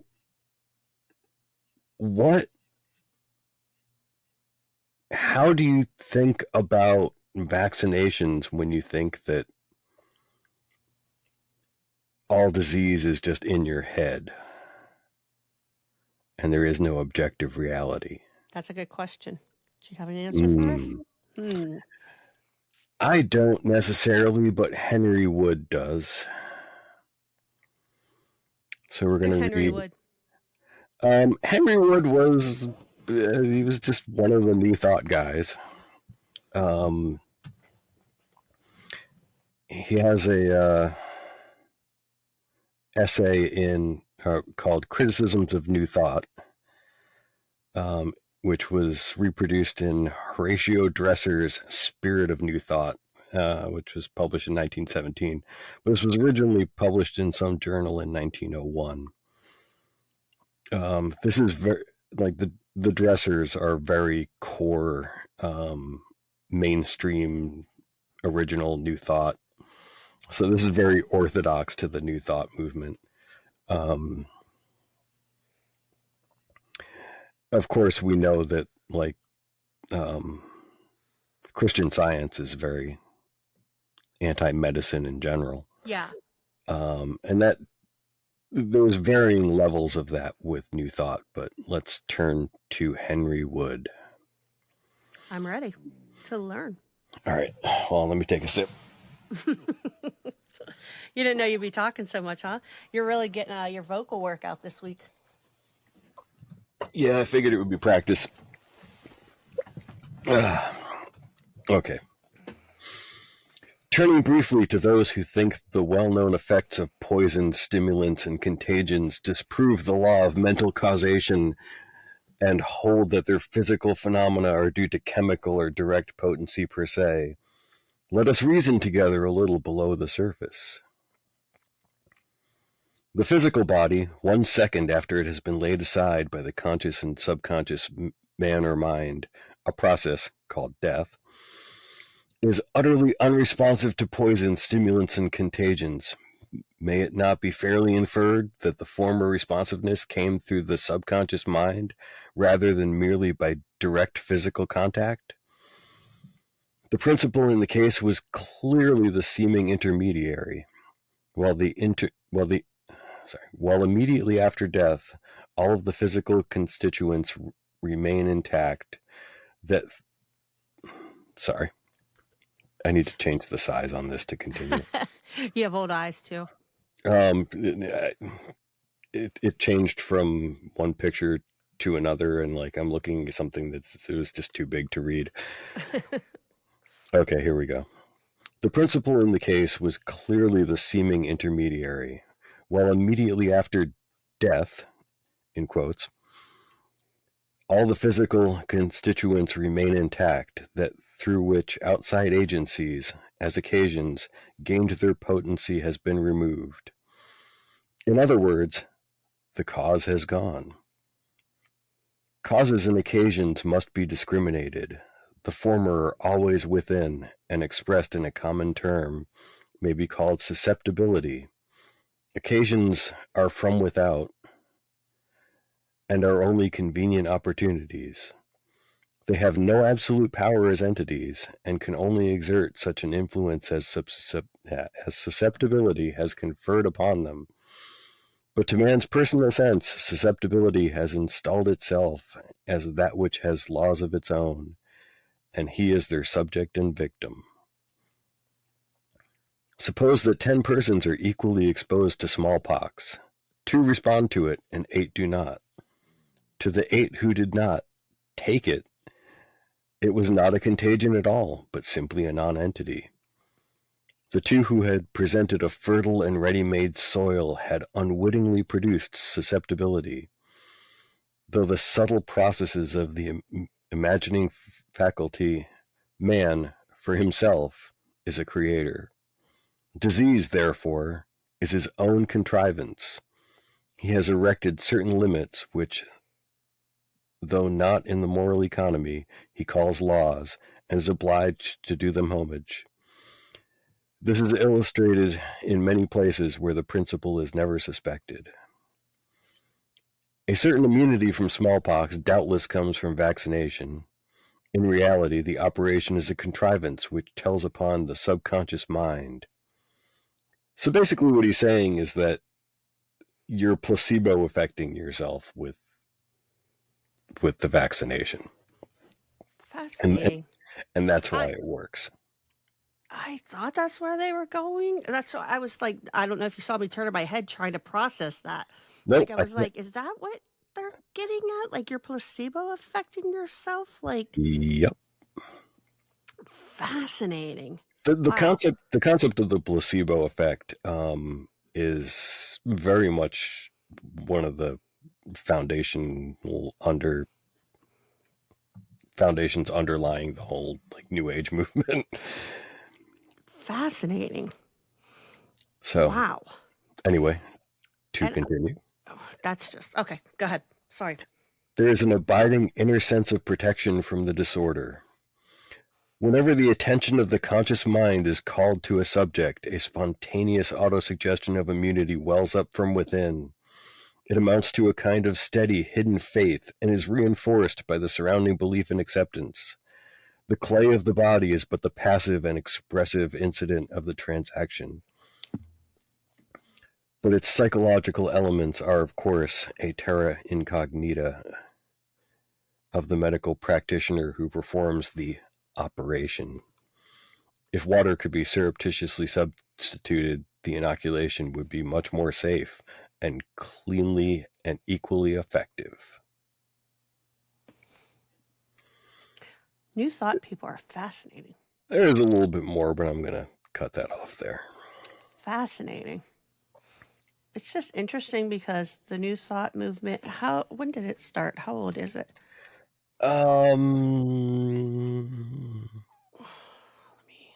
It really 19th century, early 19th century? That's what Wikipedia, but I mean, it is Wikipedia, but it yeah, says it I mean, has it really origins depends. earlier. It really depends on where you start it. Sure. Like who do you start it with? Like, I would say it really comes into prominence around like 1860, 1870. You start seeing the texts that are foundational. It's so fascinating because everything's such an amalgamation now with um, the New Agers today that they don't know where their roots begin. A lot of them, I wouldn't imagine, would, because Well, it's just a meme economy now online. yeah, it's quite a study to figure out where it all comes from. And Oops, sorry, I forgot to mute while I was blowing my Um, snoot. and isn't a lot of this what kind of became like the self-help movement? yes, the New Age, the New Thought movement has a huge impact on the self-help movement, like affirmations. The whole concept Okay. of affirmations is straight out of New Thought. Because I was doing a therapy with one of my therapists, and they gave me an Eckhart Tolle book or something. And isn't he like a complete woo crack pot Yeah, or something? he's thrown under New Thought. Okay, okay. I didn't read the book, by the way. Sure you didn't, He's Steph. New Thought, Yeah, Tell okay. as us opposed everything you to know the about New Thought, Steph. old New Thought. I just know that a lot of it went on. You know, you see echoes of it in Deepak Chopra, The Secret. You see where a lot of the Oh God, The mind Secret. over where a lot of it's mind over matter, manifestation, right? You know, you could see so much of like new age, like mind meltedness that just came from this.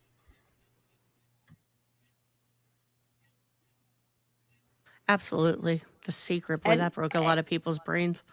I want to make it clear that positive affirmations, that's not a, waking up in the morning and going, you're going to have a good day, I like you.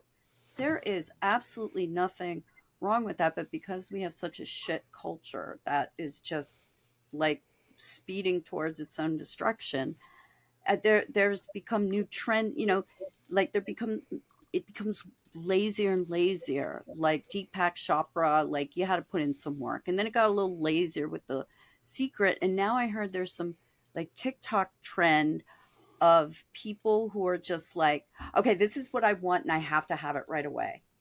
No, Oh no dear God. work, Shush. just the Don't tell me dec. that.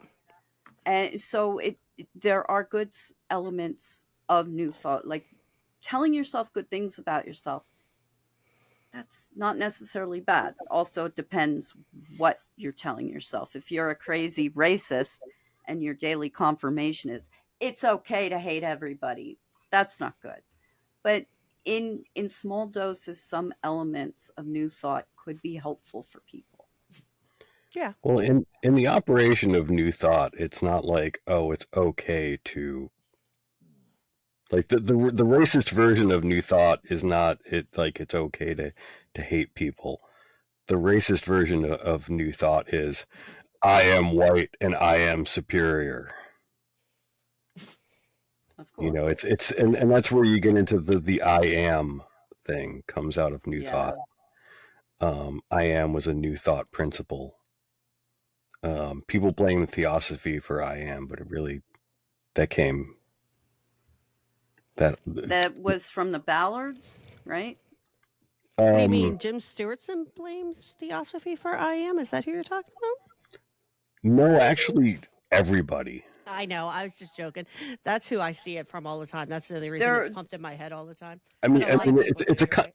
it's a common misconception to blame like everything on Blavatsky. Oh, she's And blamed for so much. the more I study, the less I blame her for. Um, Even to the point where, like I said, I want to do something where I actually like outline the progression of this and title it You can't blame Blavatsky for everything. I think that's a good one. Yeah, we had that in our I like signal chat. I that. was That would make a laughing. good play, actually. I think so too. So I have two short things left. Oh shoot. I might have put up One the is by wrong thing Max first. Heindel. Max I don't Heindel? know the date because it was published in 1938. Okay. Yeah, Max Heindel. Max Heindel. Max Heindel was he started the Rosicrucian Fellowship after studying under oh God, I'm blanking on his name. The Wish I German could guy help you, but I don't know. the German guy we were talking about earlier, Steph. Anthroposophy. Steiner. Steiner, there you go. Sorry, I was blanking on his name. Yes, Max Heindel studied under Steiner, and he basically set up this Rosicrucian Fellowship, but it's basically theosophy. And theosophy is very heavily rooted in Rosicrucianism anyway, but Rosicrucianism is a weird thing in that it doesn't really exist. It's an ideal. Yeah, it's not really a religion. Am I correct? Like a religious type? It's kind of whatever you want to say it is in a way. So a lot of what comes out as Rosicrucianism now is just theosophy. And shout out to Quakertown, which was apparently a big hotbed of Rosicrucianism back in the day. Yeah. I did a ritual in Kelpius's cave. Okay, you had me at cave and ritual. Yeah, with some OTO people. It's supposed to be Kelpius was supposed to be like the first Rosicrucian over, but whether or not he was actually really a Rosicrucian or what the deal was, but Amorc has a plaque there, and it's out in the Wissahickon, in what's now Philadelphia, but at the time was north of Philadelphia, I believe. Yeah. So anyway, this is from Occult Principles of Health and Healing, again by Max Heindel. As it is not easy to get such antitoxins or cultures from human beings, these germ cultures and poisons have been obtained from animals, and much has been written both for and against the use of such methods of fighting disease. With these here we are not concerned. The occult viewpoint goes deeper than the question at issue. As seen from the material side of life, there are undoubtedly cases where the disease has been prevented by the use of antitoxin. There are also cases where vaccination and antitoxin have caused the fatality they were designed to prevent. But that is beside the question. From the occult viewpoint, vaccination and the use of antitoxin, and this is where they go into all caps, obtained by the processes in use in bacteriological institutes, is to be deplored. These methods work wrong on the helpless animals and poison the human body, making it difficult for the ego to use its instrument. If we study the chemistry of our food, we shall find that nature has provided all necessary medicine, and if we eat right, we shall be immune from disease without vaccination. Very good. I don't know what happened to Shelby. I don't know. She must be having some kind of tech issues. So, kind of not sure what to do right now. Do She you have more to disappeared? read? Yeah, she's been. Yeah, actually, I have two more to read. I forgot I have something from the Lemurian Fellowship too. I'm just keeping an eye on my phone to see if she tries like texting me or something to let me know what's going on. But go ahead. Okay, let me find where.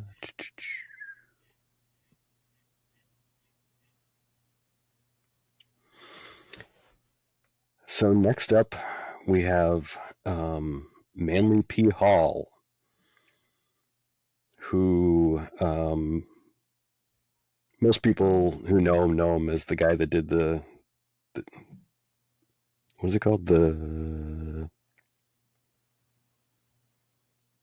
Secret Teachings of All Ages. He was a very big influence on the conspiracy movement because they all, oh, she's back. Pennsylvania internet. Pennsylvania internet. I had just messaged you on Signal. I was like, what are the war plans? No, I messaged you if you were okay. The war plans. That's funny. I'm back. They're not war plans, they're attack plans.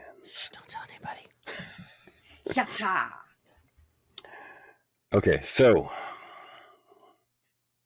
the crime of vaccination, which was from his magazine, The All-Seeing Eye, published in 1923. So keep in mind, he would have been in his really early 20s at this point. So he was one of those like early 20-something know-it-all occultists. How much longer will people have to pay to have smallpox is the problem confronting a large number of people. They send their children to public school and are forced to allow a pedigreed concept to pump smallpox into them under the refined heading of vaccination. It has been proven conclusively that a great train of ills in body and in spirit follow after vaccination.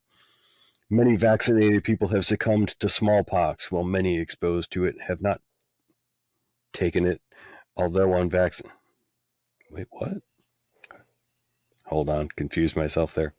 Many vaccinated people have succumbed to smallpox, while many exposed to it have not taken it, although unvaccinated. The karmic debt for vaccination is twofold. First, our bodies, which we deliberately defile with smallpox serum and vaccine.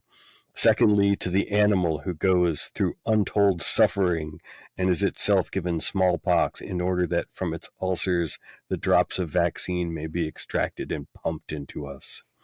Sheesh. The occultist is fighting tooth and nail to abolish vaccination and supplant it with good common sense. You'll notice all the nut jobs love to use common sense. They really do. That's a common theme even today, huh? Yep. Smallpox is primarily a filth disease, and if people would live right, bathe right, and eat right, they would not get it, for the healthy body is perfectly capable of taking care of its germs. We look forward with great hopes to the day when we will remove from the fair name of our race the blemish, mental and physical, the swollen glands, the tonsil trouble, the nervousness and debility, the rashes and outbreaks, not a small percentage of which could be traced to the vaccine, which kills the best in us in order to save the rest. Whoa, that's some eugenicist shit right there. Like I said, he's got that early 20-something over the top vibe going there, doesn't he? We lost her again.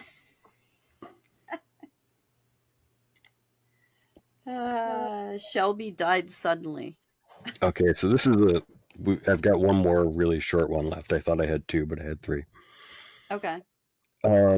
This is from the Lemurian Ambassador, which is from the Lemurian Fellowship, which is a late 30s California cult, right in there with like I Am and were they in Shasta County?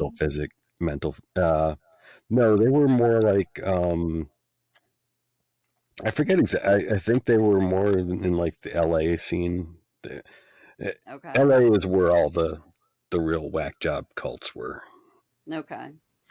Like that's where Pele got his start when he was working in Hollywood in LA, and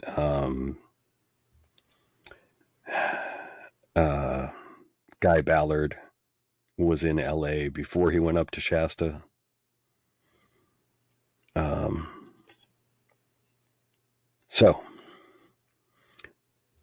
Are you okay if I quick run downstairs to grab my food? I'll be right back up. Sure. I'll just read this while you're gone.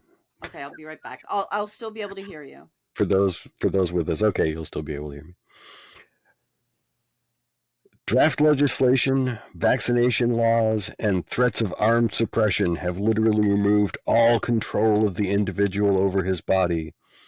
Capitalistic propaganda, psychic dictatorship, and religious hypnosis have taken from the American people their independence of thought and have reduced them to mental automatons. Figuratively and actually, the right to worship God as the father of all nations and races is today being denied American citizens on the ground that such a religion is incompatible with capitalistic solution and the world, with capitalistic solution to the world crisis.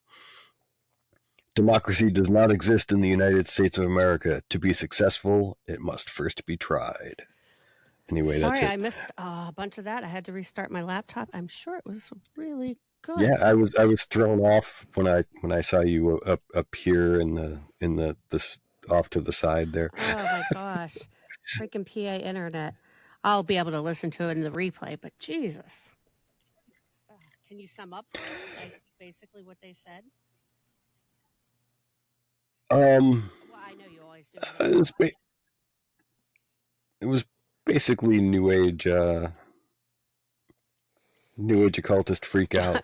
I heard a little bit, and it was basically the language that would be used today. Like, yeah, very similar. Yeah, I mean it's why I pulled out those examples, because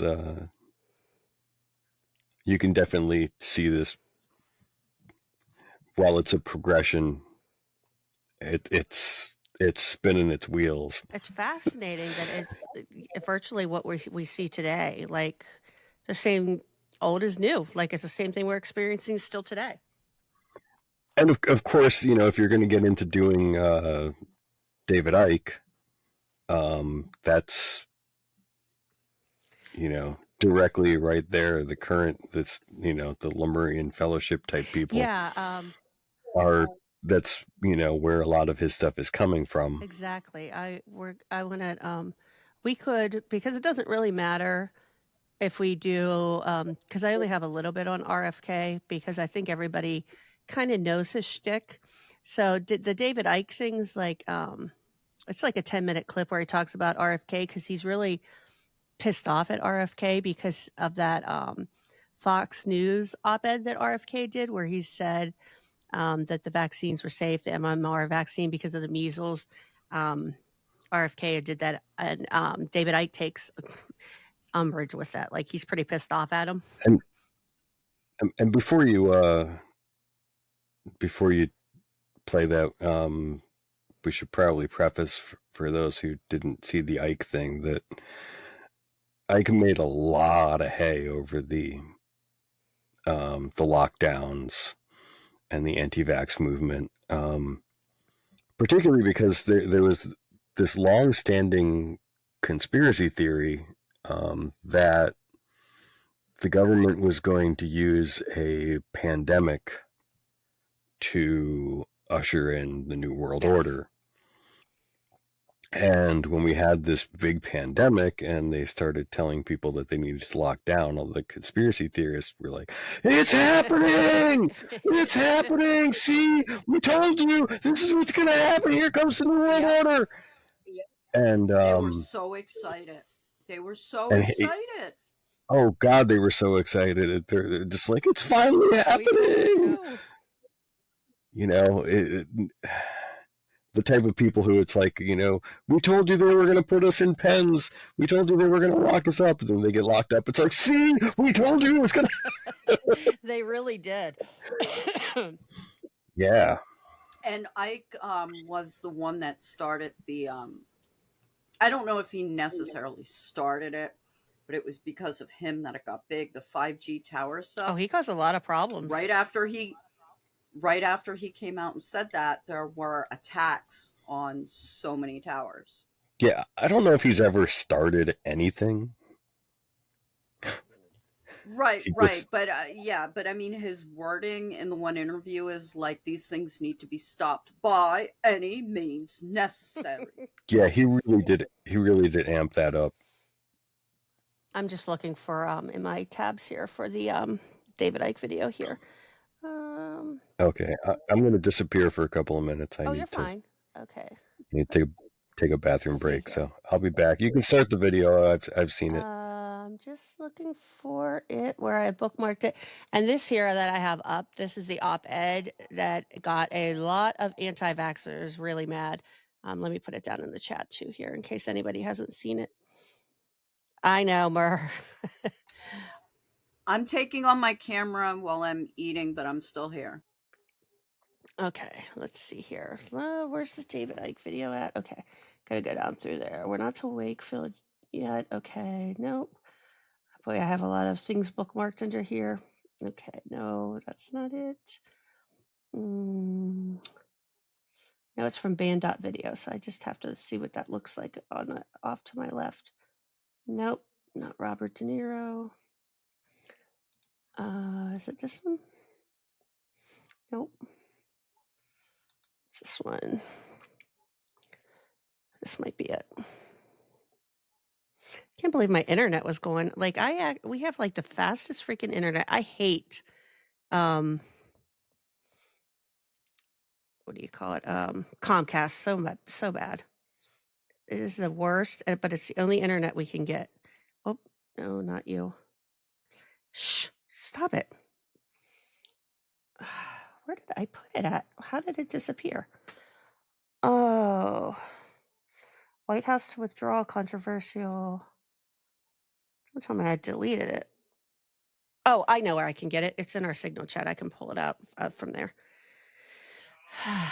Yeah, I was just about to Yeah, suggest I that. was like, oops. I got back and I'm like, still haven't found it? I must have accidentally deleted it out of my bookmark tabs. Okay. Let me scroll up here, David Icke. Okay, I'll try not to read out any secret plans to attack a country. Okay. Oh, too far. Nope. Okay. Nope.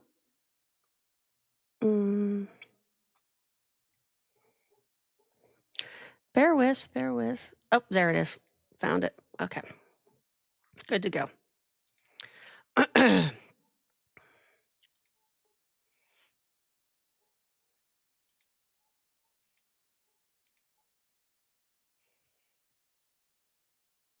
Get your limited Look at Alex edition Jones. He's Gulf like shrinking. at thealexjonesstore.com and the limited edition. I'm scared. I know, right? I work with a great, never been a Jesus.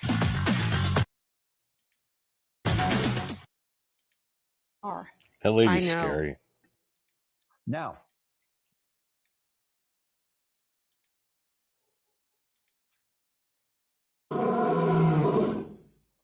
Now, just to emphasize Merch, how I'm scared. irrelevant politics is, I'll tell you for why. Well, there are many for whys, but here's one. What you do is you have them tell you in an election campaign what they're going to do. And you think, oh, yeah, I like that. I'm going to vote for them. And then they get into power and they do not what they told you they do, but what they plan to do all along. And there's a wonderful example of that this week on many fronts, actually, of Robert Kennedy Jr. And So here's fucking the first smug. one. I hate them both, but Remember, Robert Kennedy Jr. has done some great work. I'm the first to admit it, exposing vaccines and their dangers over many years. And then he becomes the basically head of health care in the Trump administration and flips. Bait and switch. So here's the headline. And in fact, it's a headline on an article he actually wrote for Fox News. Robert F. Kennedy Jr., measles outbreak is call to action for all of us. MMR vaccine is crucial to avoiding potentially deadly disease. Well, measles rarely kills. And I remember when I was growing up that measles, like other childhood diseases, were welcomed They were so because fun. they kick-started the immune system. And people talk about the fact that if some kid in the street got measles, they would get all the other kids together so that they got the same, the idea anyway, because they wanted them to have this immune system kickstart from a childhood disease. And all that's gone now because you have to get your vaccines. You can't have measles parties anymore, guys. They took away all this from us. I just wanted to say, who needs science when you have nostalgic anecdotes? Right? I remember. This is what they took from you. From us. Yes. Yes. They came out with science and medicine and vaccines, and now we can't have measles or chickenpox parties. God. We can't take a chance at dying anymore. Assholes. Get them vaccinated, you see. And this is Kennedy's own words. As the Secretary of the U.S. Department of Health and Human Services, I am deeply concerned about the recent measles outbreak. The situation has escalated rapidly, with the Texas Department of Health Services reporting 146 confirmed cases since late January 2025. It was par for the course when I was growing up. And it was far more than 146 cases. So he goes on, vaccines not only what he is leaving out, this is a very big thing that he's leaving out. Measles was, for all sakes and purposes, eradicated between the time when he was growing up and now. That kid who died in Texas is the first measles death in 10 years. Yeah, and it happens in the UK, and we're going to talk about that. Like, I kind of put in, because Ike fit better where we were transitioning, and we're going to talk about Wakefield. But he knows what happened in the UK when that Lancet study came out with Wakefield and like the decrease in vaccine trustworthiness among the public and even some doctors. He's well aware of that. It's so slimy. Protect individual children from measles. That's not what you said before, Mr. Kennedy. But also contribute to community immunity, protecting those who are unable to be vaccinated due to medical reasons. Measles is a highly contagious respiratory illness with certain health risks, especially to unvaccinated individuals. But that's not what you said before, Mr. Kennedy. The virus spreads through direct contact with infectious droplets when an infected person breathes, coughs, or sneezes. It's like the script from COVID. So that's now, suddenly he's supporting vaccinations and the MMR. Shocking. Diseases act like diseases. Right. Out Breaking exposing news. It before. So that's now, this was Kennedy talking about the measles vaccine before he joined the Trump regime. Bit different. If your kids were young now, would you give them the measles, the mumps vaccine? No. I got measles, mumps when I was a kid. It was Lots of people die from them. Used to And die look from at them. him. He turned out fine. That's early 1900s. He's There were like, about I 10,000 had it. Americans. Fuck, like, Yeah, you're a cautionary tale. I mean, I know that the things that happened to him had nothing to do with vaccines, but if I heard that man open his mouth and he's like, vaccines are bad, I'd be like, tell me everything that you've done in your life for your entire life so I can avoid doing all of those it things. just amazes me because they're older people. And Murr was saying they sound like they don't care because they're going to be dead soon anyway. But they're older people. They made it through this stuff. Like, and science has advanced. Why would you be like, well, I had it, so fuck it, my kids, who cares about these younger ones? I mean, why? That's like saying, when my grandfather was 11 years old, he was working in a mine. Why should we keep kids from doing that now? It was okay for my things change. The world changed, and that's what these people fail to. Fascism is always an appeal to the past. A year died. In 1964, there was about 300 or 400 who died, and they were almost all severely malnourished kids, mainly from the Mississippi Delta.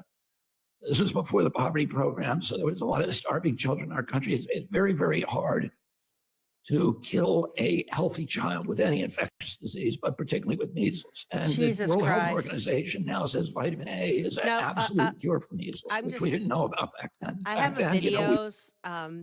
They're very short, but I have like videos upcoming that we're going to watch after this about RFK Jr. actually saying, don't vaccinate your children. So David Icke is correct on him flip-flopping.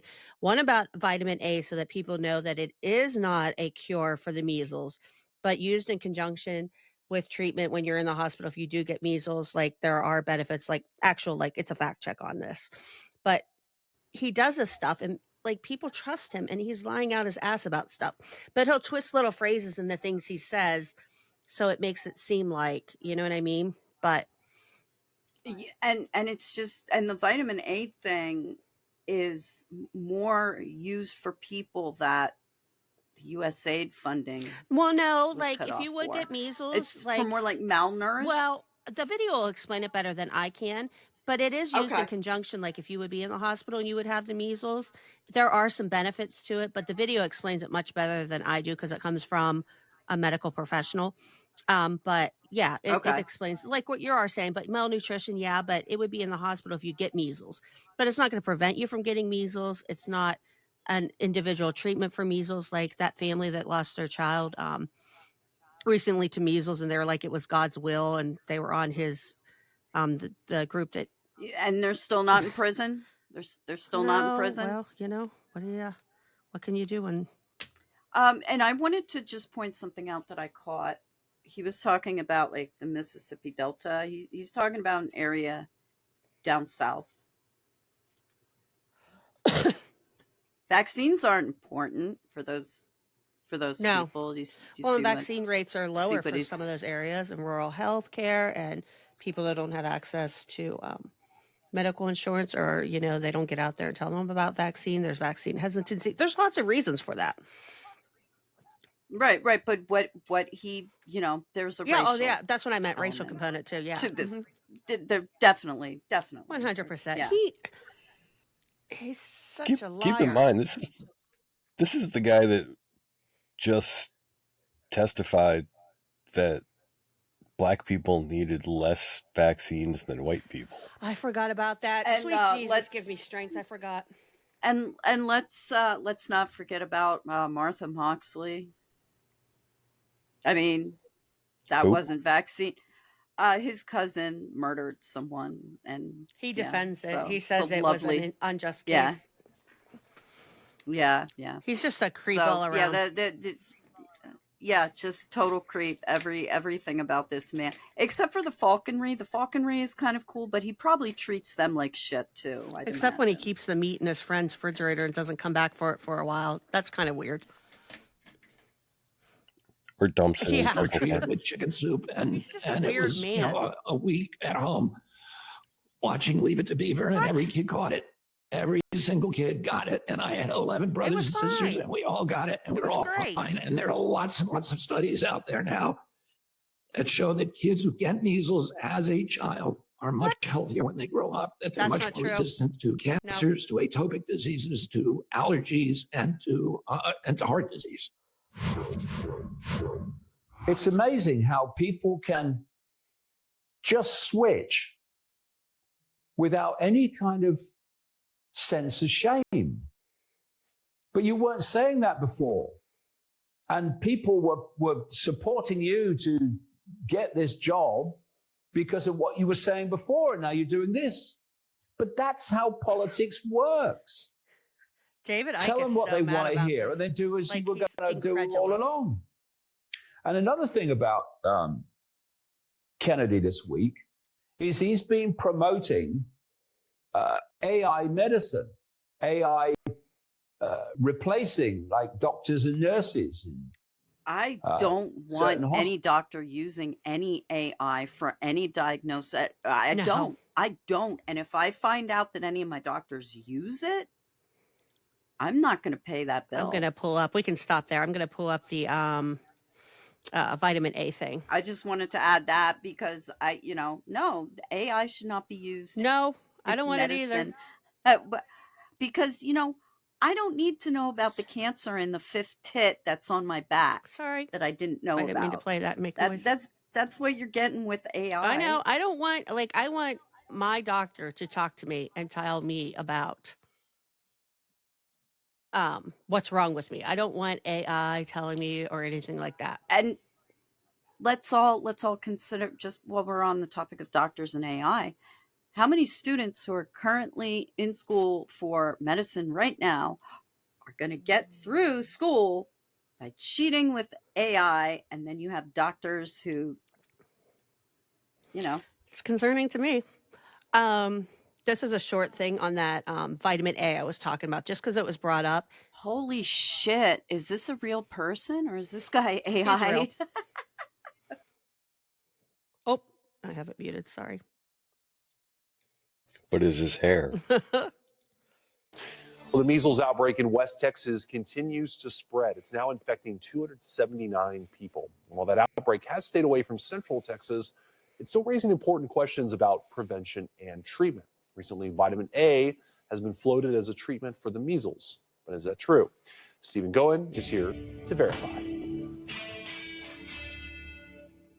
Just last week, newly appointed U.S. Health and Human Services Secretary Robert F. Kennedy Jr. made a television appearance where he claimed in part that doctors have treated measles patients with cod liver oil, which contains high amounts of vitamin A. So, is vitamin A used in measles treatment? Let's verify. Our sources are the World Health Organization, the Centers for Disease Control, Memorial Hermann, and the Baylor College of Medicine. First, according to the World Health Organization, complications are common in malnourished children, especially for those low in vitamin A. So the WHO does recommend vitamin A supplementation primarily to help prevent those complications. According to the CDC, vitamin A may be administered to infants and children with measles under the supervision of a healthcare provider. But CDC officials stress it's no substitute for vaccination. They also warn that overuse of vitamin A can be toxic. Dr. Linda Yancey is an infectious disease specialist with Memorial Hermann.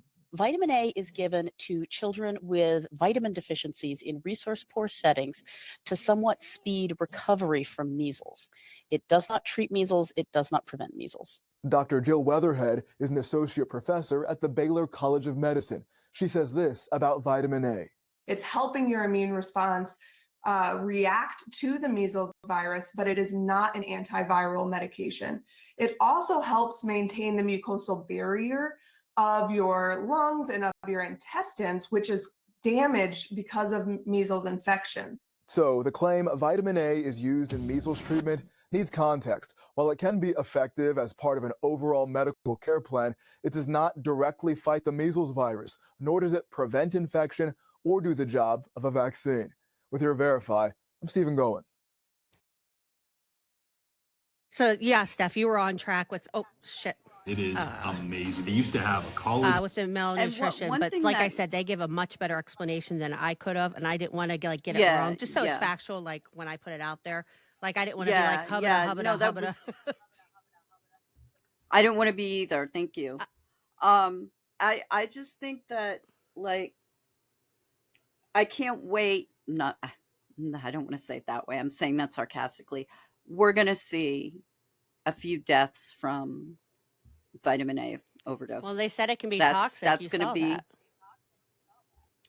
that's going to, yeah, that's going to be the next thing. And, this ties into the Jordan Sather stuff.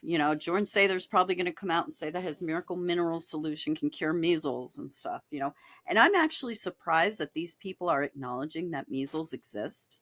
Right? That for me is at least that's surprising. I'm just waiting for this to load. This is the one. And this is where, like, Ike, and we discussed this when we covered him, that he's a stickler and he doesn't switch his beliefs. And that is why he, wherever, like, true belief, non-belief, where we discuss where that lies with him, he gets very upset with people who flip-flop. And he's really upset with RFK for that. And and and we've seen how upset he is with AJ for that too. And like we said before, you by all means do not need to hand it to David Icke. What you can say about him, he's never changed. He's always been the same. When my hair started to thin, I wasn't feeling so confident. I stopped hanging out with the guys because I didn't want to hear the wisecracks. He has. I started taking Nutrafol because I with my friends. Let me get through this commercial Nutrafol real really quick. takes the time to do the research, to do the clinical studies, and I really respect how it works from the inside out. Nutrafol was able to bring my hair back to life, and it keeps getting thicker and fuller. Oh! It felt real good to ditch the hat. Hair growth starts from the inside at Nutrafol.com. This is a fact. Oh, Jesus, I thought I hit pause. Oh, there's the pause button. I am doing great tonight with my videos. It's a fact check from Daniel Dale, and he does a lot of political fact checking, but he's going to include a thing from Brandy Zadrowski. I'm not sure if I'm saying her last name right, but she's covered Robert Kennedy for like the past 10 years. And she did that really good article when he was campaigning where she went on a hike with him and talked to him and said how alarming it was that he could be president, I think at the time, or maybe it was when he was going to be possibly looked at for HHS. But I have that article too. But this is like him saying, don't vaccinate your kids. Oh my God. Vax. I have never told the public avoid vaccination. Daniel, that's not true. It's not true at all in two ways, the two-part statement. First of all, this is one of America's most prominent anti-vaxxers. He's an anti-vaxxer, there's no doubt about it. Second of all, he is on record saying to avoid vaccinations. In fact, an NBC News reporter named Brandy Zadrowski found a comment today, or found a comment and tweeted about it today, where Kennedy in 2021, said that he even encounters strangers like on hiking trails and tells them not to vaccinate their babies. Listen to that clip. Our job is to resist and to talk about it to everybody. If you're walking down the street, and I do this now myself, which is, I don't want to do, I'm not a busybody. I see somebody on a hiking trail carrying a little baby, and I say to them, better not get them vaccinated. And he heard that from me. If he hears it from 10 other people, maybe he won't do it. Maybe he will save that child.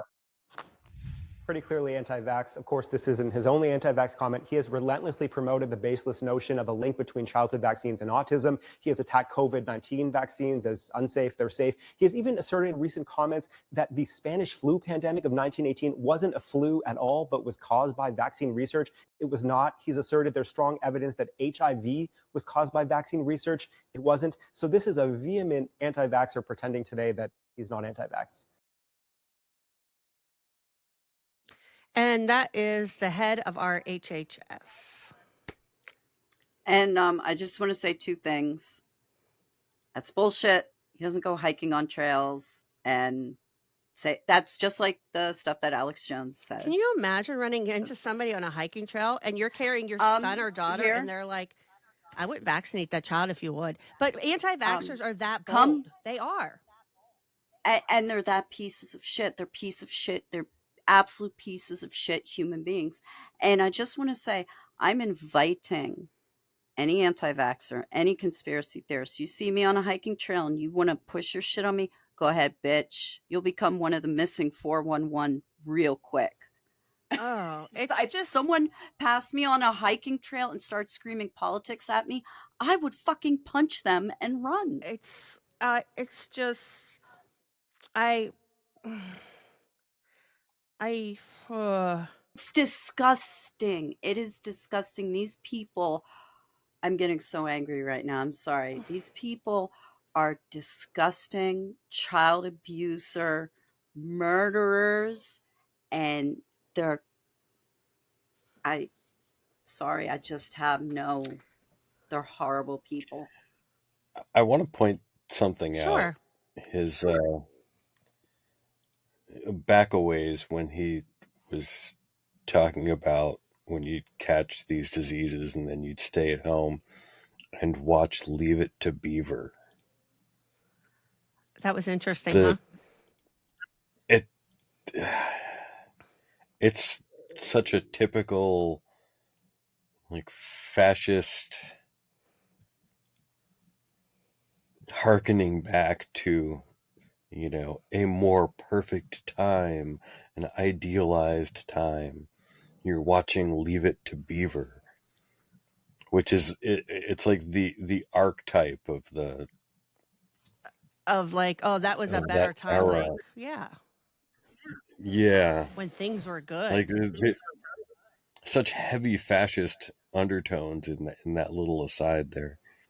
Well, yeah, and also I think one thing to take into context is, and I'm not making excuses for him, but we do have to understand that this is a man whose father and uncle were murdered very publicly, very traumatically, and then he got addicted to heroin, and good for him, he got off of it, you know, but this is not a redemption arc by any means. This is there is no redemption arc here, and what I'm trying to say is just don't make your trauma everybody else's, which is what he's doing. Exactly. This here is where we'll end up tonight, and this has been called one of the top. What was the exact quote here? Hold on. By medical professionals, I wrote it down. In 2011, a journal article described the vaccine autism connection as the most damaging medical hoax of the last 100 years because of what it has done in our modern times. And this is the Lancet study. It was published in the Lancet, which is a British publication, in 1998 by Dr. Wakefield and 12 other people.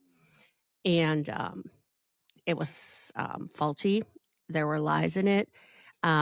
He had conflicts of interest, 2 of them, major ones. One was he had his own vaccine that he wanted to make, was a single-use vaccine. Another one, he was being funded by a law group that wanted him to find their own conclusions down the road. And this journalist here, Deere, who worked for, what was the newspaper? I keep forgetting the name of it. I'm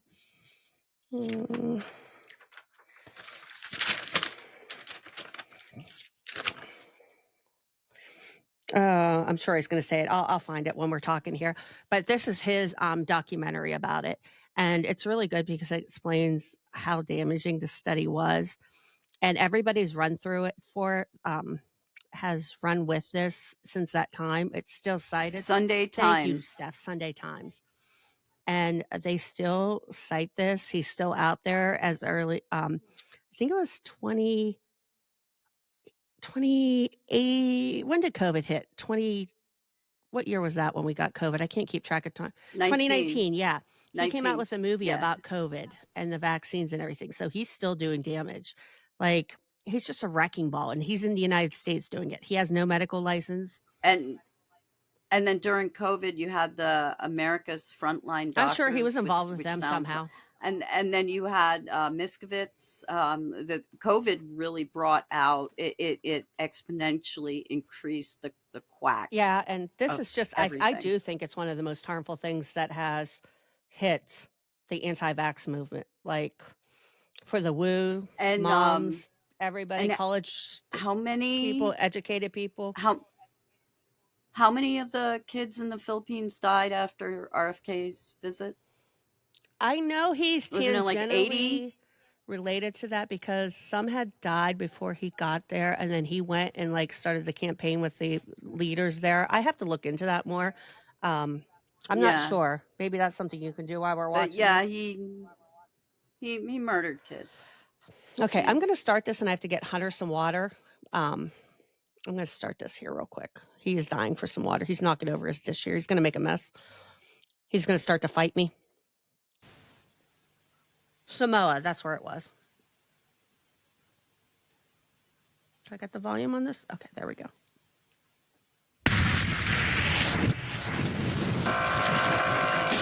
It started with fear.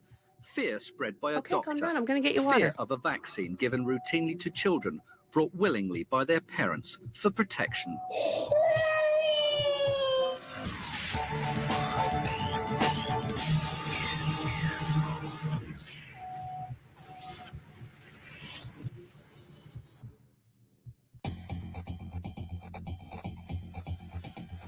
Tonight, Dispatches reveals what parents were never told. How a major London teaching hospital and Dr. Andrew Wakefield launched a health scare which questioned the safety of the 3-in-1 MMR vaccine. My opinion is that the MMR should This be guy pisses suspended me in off so favour bad, of just the his single face. vaccines. How they planned a rival vaccine. He is so evil. Evil. Well, and you know, they're going to show it, but there's 2 other people involved in this who knew it was wrong from the get-go, and another person who retracts their statement a couple years later. But the Lancet even doesn't retract the study until 2010 fully from the journal. And this came out in 1998. So fuck everybody that let this go on for as long as they did. And I want to say that Andrew Wakefield and RFK Jr., you can say I'm dehumanizing them, but they are not human to me. They are a level of evil. It's same with Elon Musk and Donald Trump. There is a level of evil that goes beyond any human comprehension. Andrew Wakefield is one He of is up there. those. He is not human. He is not Nope. human. It was all about money. Still is. And how when Dr. Wakefield warned that MMR might lead to autism, his own laboratory had carried out tests on children that dramatically contradicted his claims. But when push comes to shove, Dr. Andrew Wakefield is careful what he does and doesn't say. Dr. Wakefield, I'm sorry to interrupt. Brian Deere, Channel 4 Television. Could I talk to you about your research, sir, and your commercial ambitions? My name's Brian Deere, and I've spent the last 12 months investigating a health scare that's not really like any other. Health scares, well, they come and they go, but this one's different. This one's changed. Some parents shunning a vaccine against infectious diseases that could kill or disable their children. And then you've got other parents like Damien and Stacey, who I'm going to see now, agonizing over the fact that their child became autistic soon after a shot of MMR.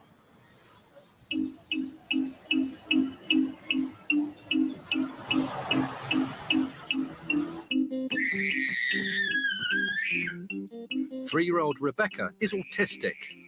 There are an estimated 100,000 children in Britain suffering from the disorder, and they exhibit a wide range of behavioural problems. I think maybe you have to push that one. Oh, I remember the first actual book that I got about autism, and I read it, and as I turned each page, I cried because it was like reading a diary about my own daughter. One sign of Rebecca's autism. I'm sorry, I just wanted to get to the MMR. Wakefield stuff. It's a good documentary, but Those doctors worked at this hospital, the Royal Free in London. Here in the late 90s, Dr. Andrew Wakefield was leading researchers trying to show a possible link between inflammatory bowel disease, autism, and MMR. We are seeking to establish whether there is a genuine causal association between the MMR and this syndrome or not. It is our suspicion that there may well be, but that is far from being a causal association that is proven beyond doubt. In February 1998, Dr. Wakefield and his team published their findings in a leading medical journal. Described as an early report, the study was tiny, just 12 case histories, and Dr. Wakefield claimed that in 8, parents had blamed MMR. Despite shortcomings in the paper, the Royal Free launched a media blitz for it that in time would circle the world. It was in a room behind me that they held a press conference, the results of which they surely must have foreseen. Dr. Wakefield, of course, sat in pride of place, but the meeting was also graced by bigger fish. There was Professor Arie Zuckerman, Dean of the Medical School, and also Professor Roy Pounder, who today is Vice President of England's Royal College of Physicians. To launch a preliminary study with a press conference was a pretty unusual event. But broadcasters were also provided with a well-prepared video news release funded by the medical school. Although the hospital and the medical school consistently stressed the importance of MMR vaccination, the 20-minute video package contained claims which could only undermine the 3-in-1. And here it is. Now, to help us all out, they've kindly provided us with a really big needle and a little girl in pain. This is a very slick package for their message. The family of an autistic boy saying they're sure it was MMR that done it. Find out that it was caused by a vaccine that you That agreed is to so have done. underhanded. Not only was a study sample 12 children, and then the parents said it caused it. They put out this, they held a press conference. Hunter, no, don't bite your sister. They held a press conference, and before the press conference, they put out this 20-minute video with this in it for the, like, what are we even doing? Like, how did it get this far? This isn't Dr. Wakefield. This is Lenny Riefenstahl. How did we get this far? This is pure propaganda. The whole thing. How do you? I didn't know that they released the study as a press conference. What is this? The fucking search for Oak Island? What are we doing here? I didn't see this part. Like, I watched a smaller clip of this. Like, I found a smaller one before I found this. Hunter, before I found this, I didn't know it was this either. This is the first time I'm seeing this. That's why I paused. Like the everything. I just want to be clear that everybody understands what Wakefield is, okay? John Wayne Gacy was in prison for doing the shit that Wakefield's doing. Wakefield's just doing it a little bit different, and he doesn't have a specified preference of his victims, and he doesn't want to have to be hand to hand like Gacy was. No. That takes too much courage. This man, these are serial killers. They're mass murderers and they're serial killers. And I'm serious. They're not human. I would rather hang out with John Wayne Gacy than Wakefield. Well, John's dead. You can't, but I get the point. I'm just, yeah. Oh my God, this is so gross. I can't believe they put this video out. I cannot believe they did this. It's just devastating. And Dr. Wakefield expressing his view that MMR should be split into single shots, not once, not twice, 4 times. My opinion is that the risk is related to the combined vaccine, the MMR, suspended in favor of the single vaccines. The single vaccines are likely in this context to be safer.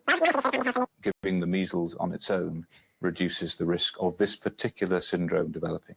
The hospital and the medical school deny that there was any campaign Who by has them a patent to for a undermine single confidence in vaccine? MMR. Wakefield, would it be you?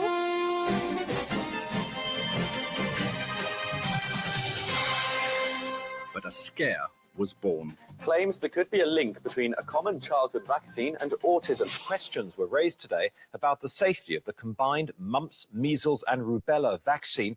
New research showing a possible link with a bowel disease which could lead to autism. Although the Royal Freeze video package also contained a brief interview urging caution, it was Dr. Wakefield who made the news. Measles, mumps, and rubella given together may be too much for the immune system of some children to handle. Not surprisingly, this claim also made the press. And it was the call to ban the triple shot that caught attention. At the government's Health Protection Agency, scientists watched the unfolding scare with alarm. Senior epidemiologist Dr. Mary Ramsey was baffled. Dr. Andrew Wakefield believed that the MMR should be broken up into single vaccines Can you think of any basis for that? Absolutely none at all. There's nothing in his work that really suggests where that came from. And it really was a very unfortunate thing to say, because that's the thing that's had the most impact, I think, on the public, who are very confused now about whether there is some problem with combining the vaccine. So from your point of view, this research and this proposal from the Royal Free Group and Dr. Wakefield in particular, that the vaccine should be broken up, just came out of the blue. Absolutely. Unless you have a patent for a single vaccine. So why was Dr. Wakefield questioning the triple vaccine? Was there more we should have been told? This is the London Patent Office. In their archives, they keep a copy of every UK patent application filed by inventors who want to protect their commercial interests. I found a great link.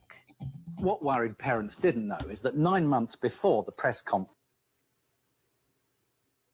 I found a really good link. It tells the whole timeline of his fraud. Oh, nice. I'm going to put that in my... So I paste that in there. I'm going to put that in my thing so I have it, because he is so infuriating. I didn't have that one.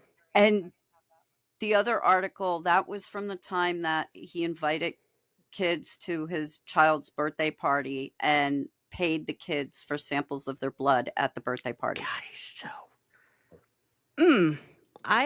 Disgusting. Like, that's like literal QAnon shit. You know, and if it wasn't for this journalist and like his diligent work, I don't know how long this would have slid before like people tried to replicate it, other scientists, like how long it would have gone on. Like, he really did a lot of great investigative work.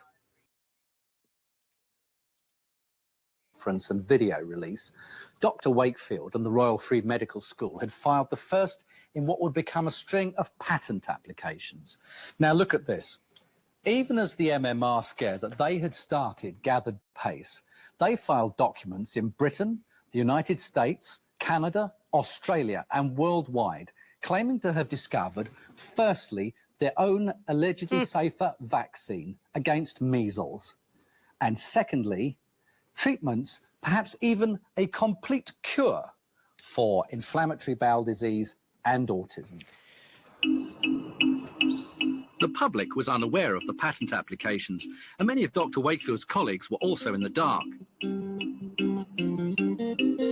In 1997, Ian Bruce was Professor of Molecular Biology at Greenwich University and worked closely with Andrew Wakefield and his research team. Can I ask you what you make of that and what you're seeing on that page there? Well, it's something that I've never seen before, but I mean, the interpretation of that is quite clear to me, and that is that they have a vaccine for measles, which presumably is an alternative to the existing vaccine.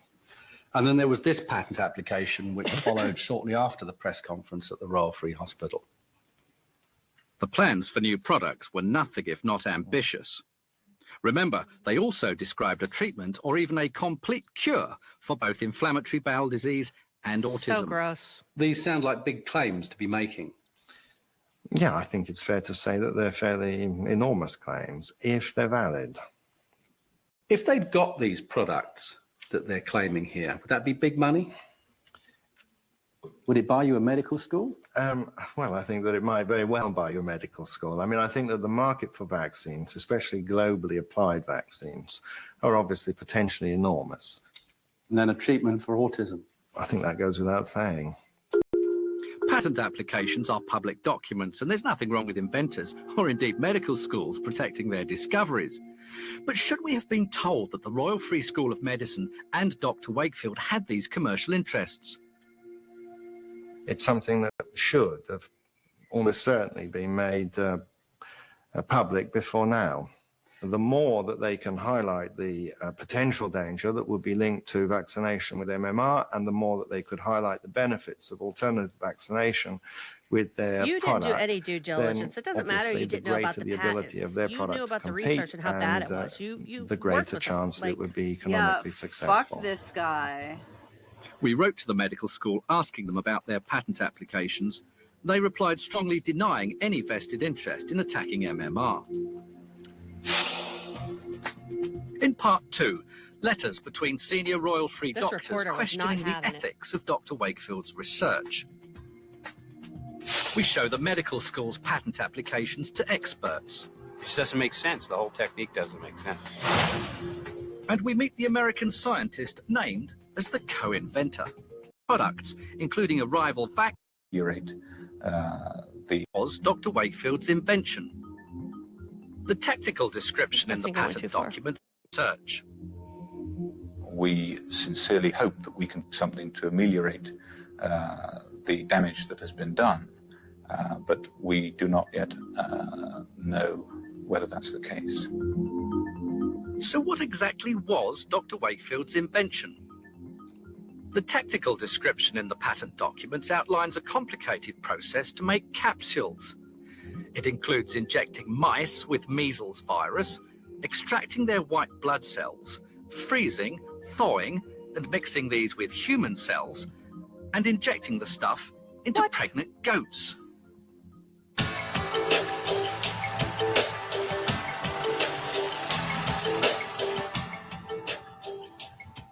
As luck would have it, world experts in inflammatory bowel disease, Dr. Wakefield's speciality, have gathered in Oxford for a conference.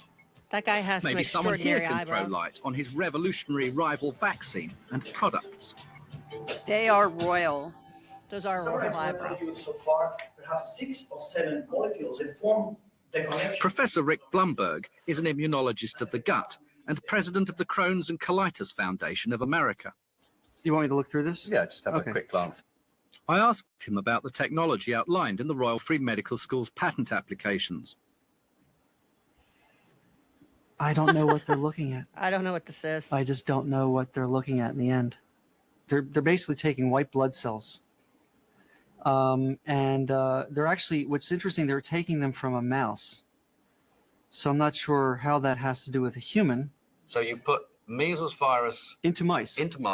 Right. Take some of the white blood cells out of those mice. out of the mice, and what do they do with them then? And then it's I'm trying to be very careful that I use my words sparingly. Are they satanic but they eyebrows? then inject that into a pregnant goat. They're not satanic, D. Not yet. And then collect the colostrum. That's what colostrum is. It'll be basically the goat breast milk. Okay. Does all this seem somewhat strange to you? In a word, yes. During breaks, I checked Dr. Wakefield's pregnant goat remedy with 2 more experts.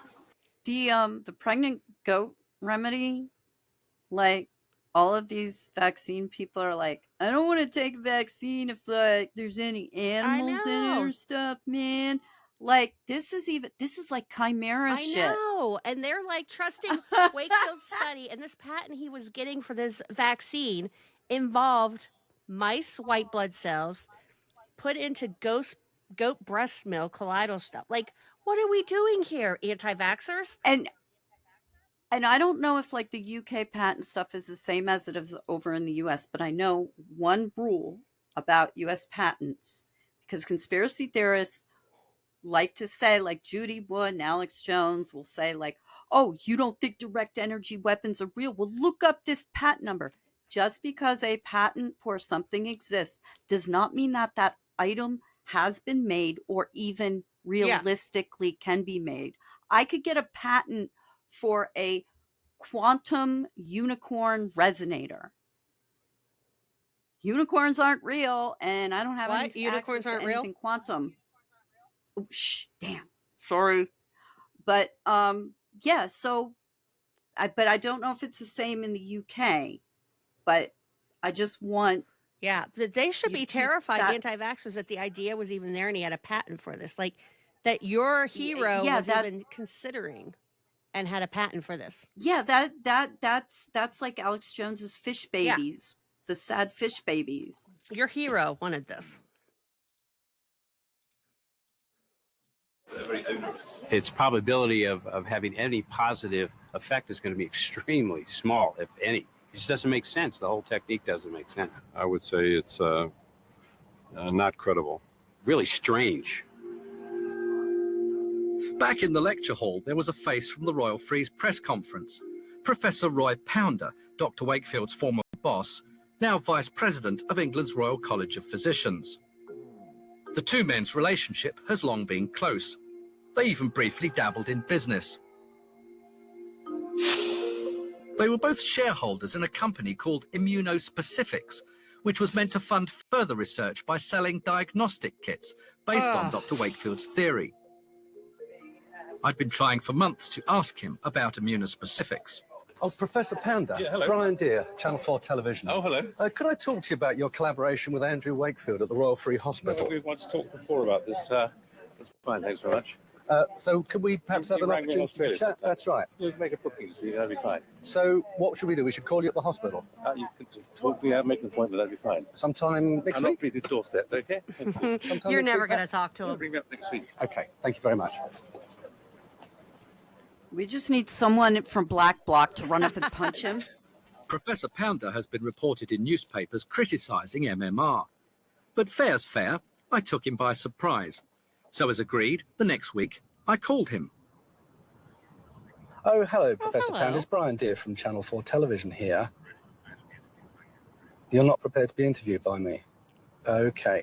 Well, I've tried. Thank you very much then, sir. Bye-bye. That old Nokia phone. Professor Pounder said, and I quote, "I don't want to be interviewed by you at all." I wrote to Professor Pounder asking about Immunospecifics, which was incorporated in February 1999 guy. and He's dissolved great. nearly 2 years later. Professor Pounder replied that he couldn't comment on the issues raised in this program because Dr. Wakefield's research is currently the subject of a General Medical Council inquiry. But what about the pregnant Oh my goat gosh. technology? Where did that come from? This is Spartanburg, South Carolina. It's the home of a once eminent immunologist, Professor Hugh Freudenberg. Professor Freudenberg has long been controversial. In 1989, he was caught up in a bizarre lawsuit involving the Food and Drug Administration, which told him he had to stop injecting his autistic child patients with blood products. Then in Hold up. 1990 How is this reporter finding all these quack doctors? What? They're not hard to find. Apparently. Like even before,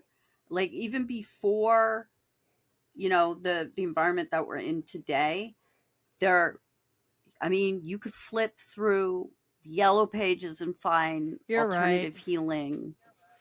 I mean, and the way that some of these parents got sucked into this stuff was with facilitated communication. There were those serial killer sisters that had that cabin that did that diet where you starved yourself to death and then she eventually killed her. The starvation heights. You're right. I knew Yeah, better. and Dumb that statement. that was no.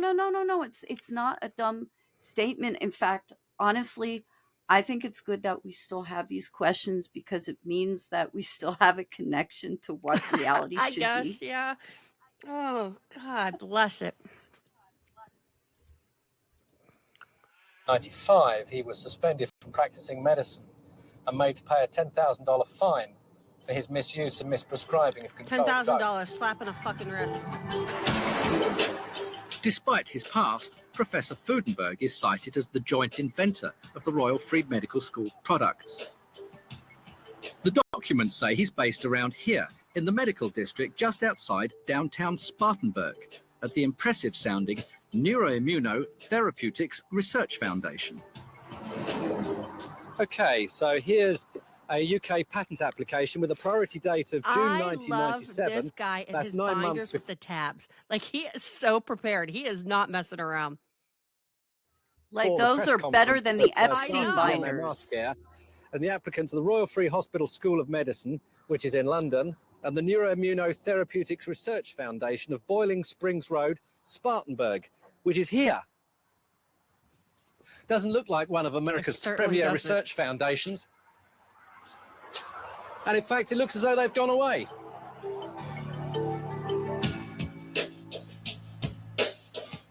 It turned out that Professor Freudenberg lives on the shores of Lake Bowen, just outside Spartanburg. The professor is semi-retired, but still charges up to $750 an hour to treat Oh my autistic God. children. He's the grandfather of the MMR scare and first published allegations of a link with autism a decade before Dr. Wakefield. I mean, I wonder, what do you make of Dr. Wakefield as a person? I don't know if you've 10 met him. years before Wakefield. House. And what do you think of the work that he's done and has? So fuck this old dude too. He's very slow. I never heard of him. He's a gentleman. Plays lots of soccer. Lots of other things. Takes his time, but it's been very sound. Now, Dr. Wakefield also claimed at one point to have discovered a treatment, possibly a complete cure That was for wrong. autism. He was wrong. He wanted me to be involved in that. I would have been part of it. Didn't make sense to me. I forget what it was, but it didn't make sense. That was the one with the goats. Yeah. That didn't make any sense then. No. So where was he getting that from? I don't know. It's just a wild idea, I guess. Want to set up a corporation, make me a partner. Give me £60,000. I want no part of it. And what would that do, that corporation? I don't make money, I guess. I thought I wasn't Food interested in it. I wanted to I make don't know who this quite guy clear is. I was doing this for scientific motives, not for monetary motives. Despite the fact that the professor's name features on the patent documents, he claims it was put there without his consent. He wants nothing more to do with the pregnant goat capsules. He says he's invented a better treatment, which he makes in his kitchen. Now, using this technology, do you believe that autism can be cured? Yes. Cured? Yes. It's cheap, it's oral, no injections. 1 pill a day, every other day for 3 to 6 months. And where does that come from? From my bone marrow. From your own personal bone marrow? I mean, that Nope, seems there he extraordinary. is. This is who this guy is. I'll put it down in the chat. I've never heard of him. But it wasn't just He Andrew was ahead of Wakefield who Wakefield. collaborated with the Maverick professor back in 1997. It was also a major British hospital's All medical kinds of school. bugs under this rock. As more patent applications were filed, the Can I MMR just scare, say launched at something? Royal Can. Free, These people was are gathering pace. disgusting. Let's all keep in mind how integral the anti-vaccine movement is to the overall umbrella of QAnon, okay?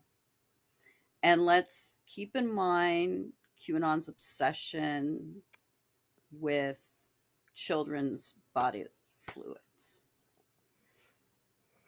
It would, well, obviously, we know nothing's going to snap them out of it, but I just want to sit here and stew in a little bit of like smug glee that they're heroes of the anti-vaccine movement were Dr. Frankensteining some really creepy, weird shit. Like you have Wakefield with like the blood and asking kids for their blood and then like injecting cells from this creature into that creature. And then you have this guy saying like, hey, everybody, eat my bones. Yeah, have some of this. Like there's some really, there's such a like vor attitude to, if you know what vor is.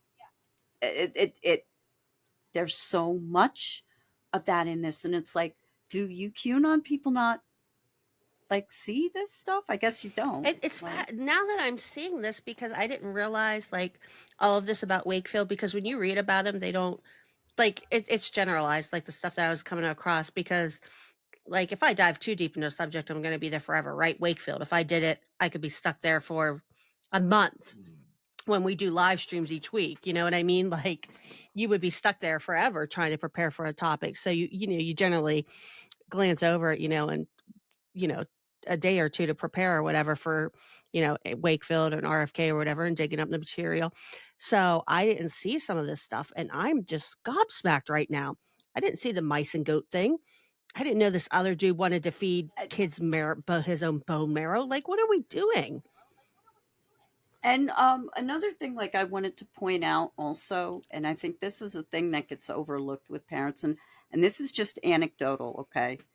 But the way that the anti-vax family with, the distant autistic kid, I'm not sure what the technical term is. I don't want to speak like he would never be able to function on his own without assistance.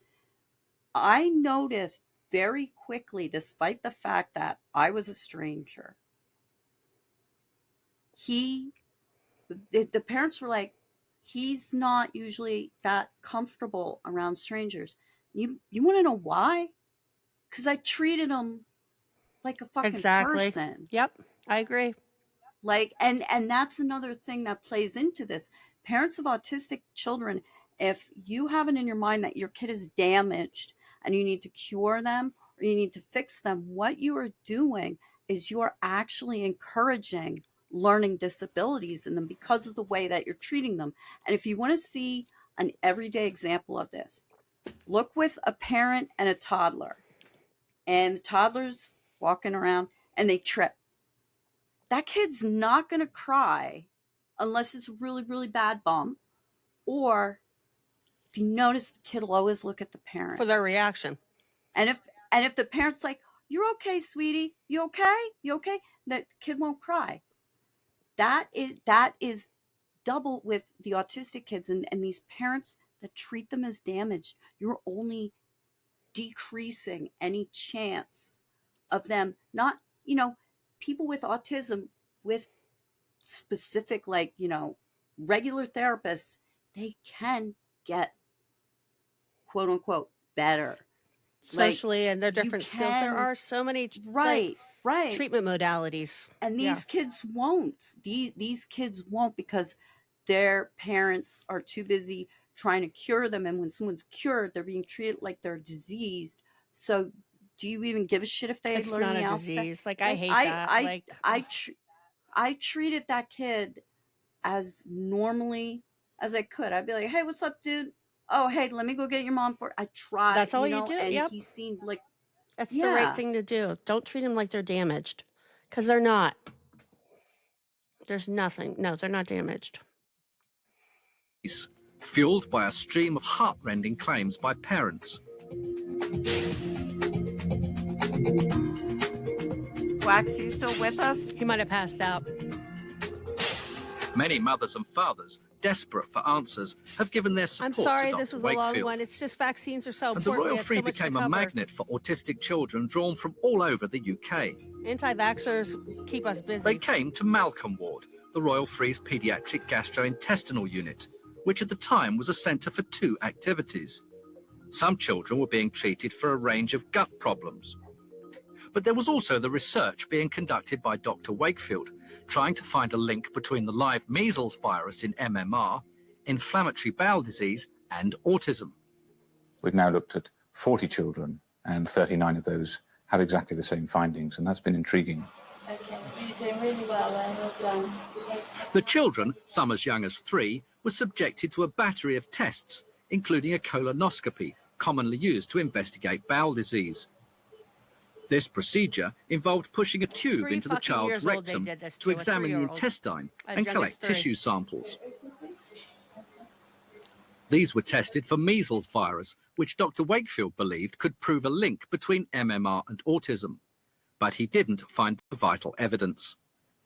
The work certainly raises a question mark over MMR vaccine, but there is no proven link as such, and we are seeking to establish whether there is a genuine causal association between the MMR and this syndrome or not.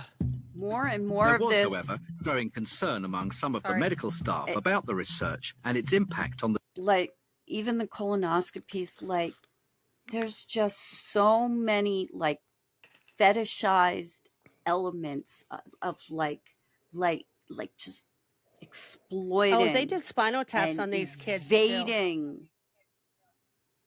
I did the kids As their consent? parents, like, it's gross.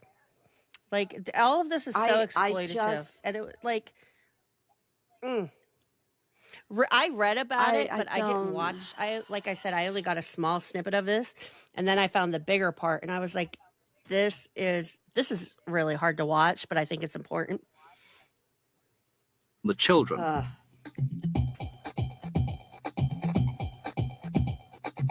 I've obtained confidential letters between the then Dean of the Royal Free Medical School and a consultant in community child health. In July 1998, Professor Ari Zuckerman invited comments on the ethics of the research being carried out by Dr. Wakefield's team. He noted, I should add that I have voiced concerns in the past on aspects of these studies. Professor Brent Taylor, a Wakefield critic, responded, I've had concerns about the ethics of this research from the inception, particularly the issue of gaining informed consent from the children, and also the invasive and extensive nature of the investigations. The Royal Free say they were entirely satisfied that Dr. Wakefield's research was subjected to rigorous and appropriate ethical scrutiny. I'm told the medical school has advised staff not to speak to me, but to give you some idea of the high level of concern over the care of autistic children taking part in research here, let me read you the opinion of one consultant given to me over the telephone. I feel the whole show was in terrible turmoil, he said. Nurses were leaving and saying they didn't like what was being done to these children. Junior doctors were unhappy. It needed 3 people to hold these kids down in some cases just to have blood taken. These are difficult children to explain to what is going on. I feel very sorry for the children who I feel were being abused. Coming up, how before launching the MMR scare, Dr. Wakefield knew of results from his own laboratory that dramatically contradicted his theory. He should have taken into account my work before going ahead and publishing. And we meet the man himself. Dr. Wakefield, I'm sorry to interrupt. Brian Deere, Channel 4 Television. Could I talk to you about your research, sir, and your commercial ambitions? Excuse me. Could I talk to you, sir? Drag I have very serious questions to ask you, sir. Punch him. Oh, I hate him so much. I didn't like him from just reading everything I did this week. Watching this, I hate him even more. Can you imagine what he does to his own kids? I can't. He's 68 years old now, and because I know he went to his son's birthday party. I'm not sure how many kids, because we know that's like where he did that blood stuff. Where he got the blood. So I'm not sure how many kids he has, but oh my God. This guy. It's horrible. When Dr. Wakefield launched the MMR scare back in 1998, he did so with a study of just 12 autistic children.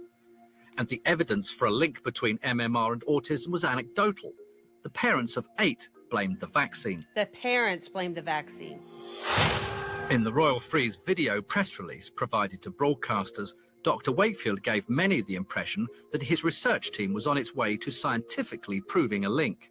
What we've been able to do here, by directly visualizing and biopsying the bowel, is to confirm, at least in this group of children, that there is a link, may well be a link between gut inflammation and behavioral abnormalities. Liar. But I've discovered evidence that casts a different light and undermines Dr. Wakefield's credibility. At the time, Nick Chadwick was a PhD student and Dr. Wakefield's research assistant. What's Andrew Wakefield like, the man? He's very charismatic, very driven, and very enthusiastic. So, as in terms of a leader, he's a very good person to take charge of a I'm going to group. allow his shirt being unbuttoned down that far and the chest hair coming out, because I'll allow it because it's the 90s and he's telling the truth about this research study. According to Dr. Wakefield's bit much, theory, but it's the 90s. live measles virus in MMR can cause inflammatory bowel disease, and this can lead to autism. He believed that the virus could persist in the guts of autistic children who've been vaccinated with MMR. Chadwick's role was to test samples from the children. First, he established a scientifically valid system using sensitive molecular methods that would satisfy Dr. Wakefield and his head of department, Professor Roy Pounder. Were Professor Pounder and Dr. Professor Wakefield Pounder. happy with the work that you've done on that way of finding measles virus? I believe so, yeah. But they were happy to put their name on a paper. Andrew Wakefield encouraged me to write the paper and helped me submit it. The paper was published in the prestigious Journal of Virological Methods. Having agreed his technique with his supervisors, Chadwick set about testing tissue samples from autistic children for measles virus, again under Dr. Wakefield's supervision. And are these children the same children that went on to be published in The Lancet, leading to the MMR scare? Yeah, that's right. Did you find measles virus in those children? No. No. No single case did I find any measles virus in those children. Wakefield and Chadwick weren't just looking for measles virus in gut samples. Some children had also been given lumbar punctures, a difficult, painful procedure to take brain fluid from the spine. You looked at some cerebrospinal fluid That's taken right. by lumbar puncture. Did you find any measles virus in those? No. So you found no measles virus in the children who were presented to the public at the very foundation But we have a whole of the movement MMR built scare, off of this. where Dr. Wakefield's theory was that it was measles virus itself that was responsible for a bowel disease and then leading on to some kinds of autism, and you found no measles virus. That's correct. And you must have gone to him one day and said, well, I've done the tests on these children. I couldn't find measles virus. What did he say to that? We had had long discussions about possible reasons why my results weren't Exactly, Drew. Fuck that. linking in with the hypothesis. My personal opinion was that it's not there, but Andrew Wakefield had some issues about sensitivity problems, which I found a bit surprising since he'd already approved of the methods that we use to try and detect measles virus. This isn't the way science If is Dr. supposed to Wakefield work. now had concerns about Chadwick's molecular tests, previously he had endorsed them. In an earlier study on adults with inflammatory bowel disease, Chadwick had used the same methods, and Dr. Wakefield and Professor Pounder co-authored this paper. Another of the authors was Ian Bruce. He's a renowned molecular biologist and supervised Chadwick's Royal Free It was research a fishing alongside expedition, Dr. yep. Wakefield. If there had been measles virus there in those tissues, would he have found it? My confidence is that he would. His approach was rigorous.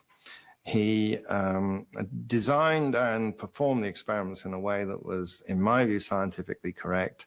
And if he had found, if there were to have been measles virus present, then he would have found it. 7 years on, and Nick Chadwick, now Dr. Chadwick, works at the University of Manchester. He's lived with the knowledge that when Dr. Wakefield launched the MMR scare, Dr. Wakefield knew that his own laboratory had dramatically contradicted his theory. Why are you telling us this now? Well, in hindsight, I realised Exactly, that quite Drew. a big story was made out of the initial claim, and I think it's important to tell people about how there really wasn't the evidence there right from the beginning to justify those claims. What did you think when you saw this press conference and all the publicity that followed and this tremendous scare?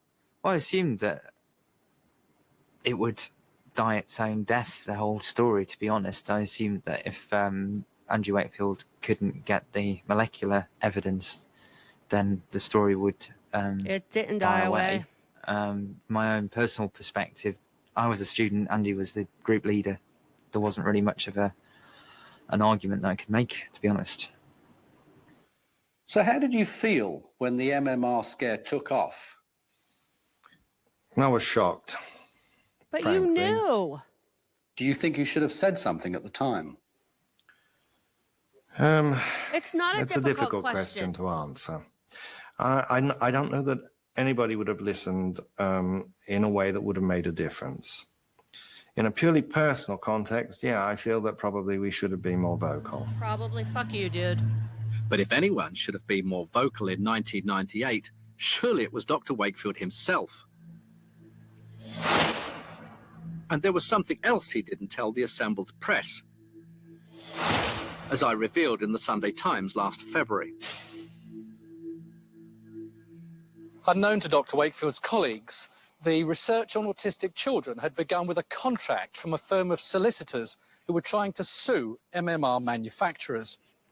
And when that information emerged from my investigation earlier this year, the authors of the research voted From to the retract get-go, their no claim ethical of ever having oversight. found a possible link between MMR and autism at all. But the damage had been done. No parent wants to expose their child to unnecessary danger. Yet measles, mumps and rubella can still be a serious threat. The government responded with glossy ad campaigns urging parents to have their children immunised. But confidence in MMR had been shaken. And many parents were left confused. Come on, have some lunch. Have some lunch, darling. Here's 14-month-old Aaron. He's Tracy Broadhurst's first.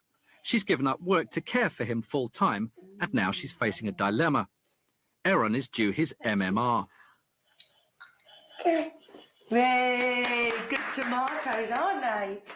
I'm ultimately frightened that I'm going to take this beautiful, lovely little boy, smiling happy, into the surgery. Her story's to do the short, and right- I know it is because this is the one that I saw previously that's a short clip. But it's just an example of when she tells her story of like, can you imagine how many, like, this is just when this broke and he broke the story a year later. How many, because this is just the tidal wave that comes, like, how many mothers are out there, and now we have today, that are so fearful because of this one study. And then it balloons out into the anti-vax world. Like, you don't want to it's harm your not- child. And so they've implanted that small thought in your head. What if I get my child vaccinated?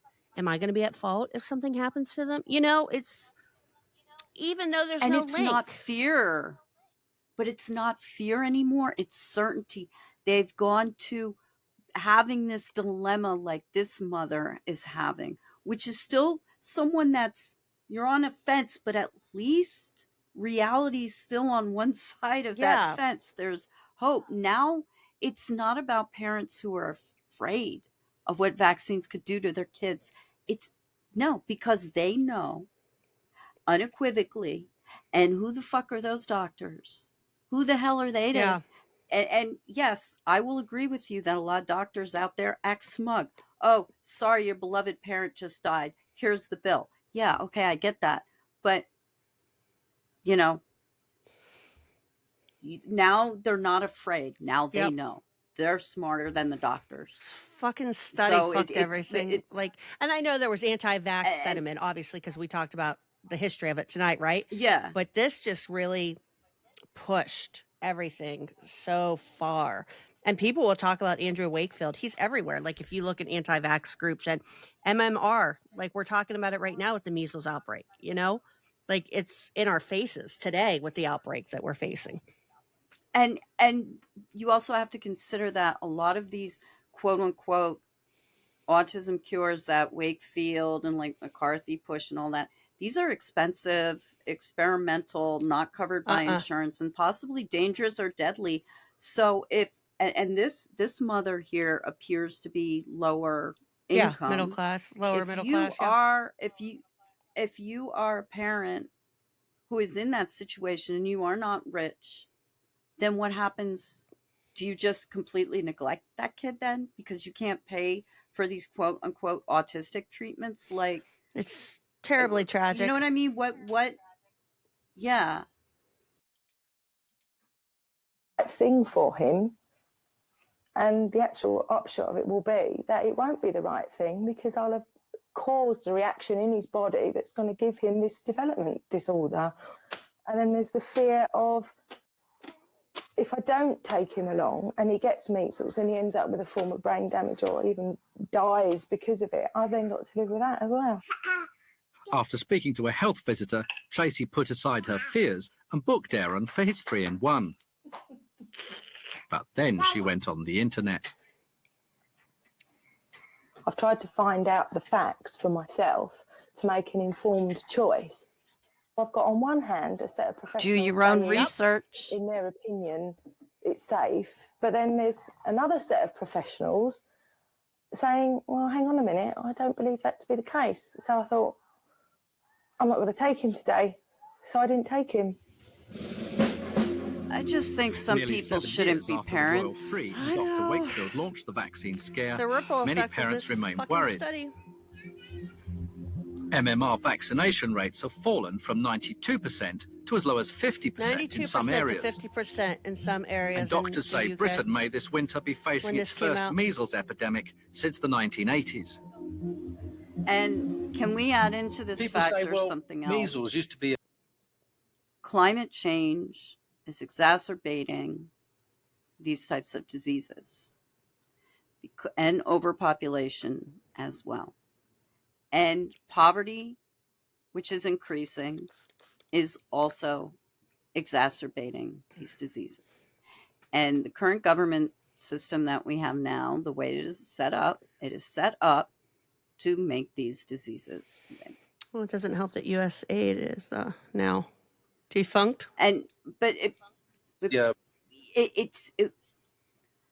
When people talk about weaponizing diseases, it doesn't have to necessarily mean a vial of anthrax in a biohazard level 4 locker. Okay, this is weaponizing diseases, and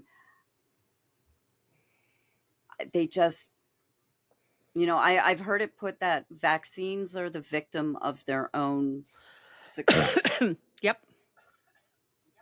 And but now this is kind of counter to that, because we're seeing what life without vaccines is like, and nobody seems to give a shit.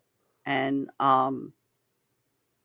it's horrifying. I'm sorry, it just, yeah.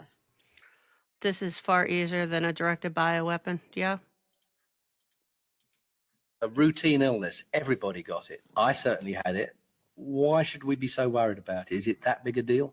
Yeah, it was a routine illness. Everyone caught it. And every year, about 100 children died of it, even, as recently as the 60s. And worldwide, about 1 million children die each year from this disease. And it could well end up being a public health disaster.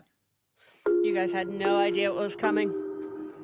Those fears Year for was public this thing? health became a reality in the year 2004. 2000 in Ireland, where vaccine take-up is traditionally lower than in Britain. There was a serious measles outbreak in North Dublin, which left 111 admitted to hospital, including 13 in intensive care, and 3 dead. Dimitri Pop and his wife Maria had just moved to Content Dublin warning from coming up because they are Irish and Irish hold open wakes. They are going to show their daughter real quick. She does pass away. They're going to show her wake, just so everybody is aware. It's not long. Romania to start a new life. They now have 2 children, Mark and Abigail. But in the outbreak of 2000, their first child, Naomi, was one of those who died. She was 14 months old and nearly due her MMR when her parents became concerned. She has spots all over her and she couldn't eat. She had high fever, so I brought her in the hospital and she was seen by the doctor. They said it's only measles. Initially, she seemed to respond to treatment. But 5 weeks later, her parents noticed something worrying. Like, she would twitch her eye like that with no reason, and she went still for a couple of seconds, and we suddenly said something is wrong with her. The doctor who seen her, he said she's got brain damage. So what was that day like? You went to the hospital and the doctor said, well, your daughter's got brain damage. No, you won't be able to understand the feeling. Like, it's like the end of the world. They were saying that she's going to die. We just said, I don't want to hear that. I don't want to believe that. I hope she's going to be okay. This is the And I know reality you of do a your best. child that it's In horrifying. Naomi's She couldn't case, get the vaccine. measles attacked her brain, producing a horrifying 11-month degeneration. She spent her last 3 weeks in intensive care. And what were those 3 weeks like? Oh, the worst. Horrible. I didn't want to accept it until it happened. But then that final day came. It did, yeah. The final day came and it was a big day. We knew she's dead. Like, they were taking out her tubes and all that stuff.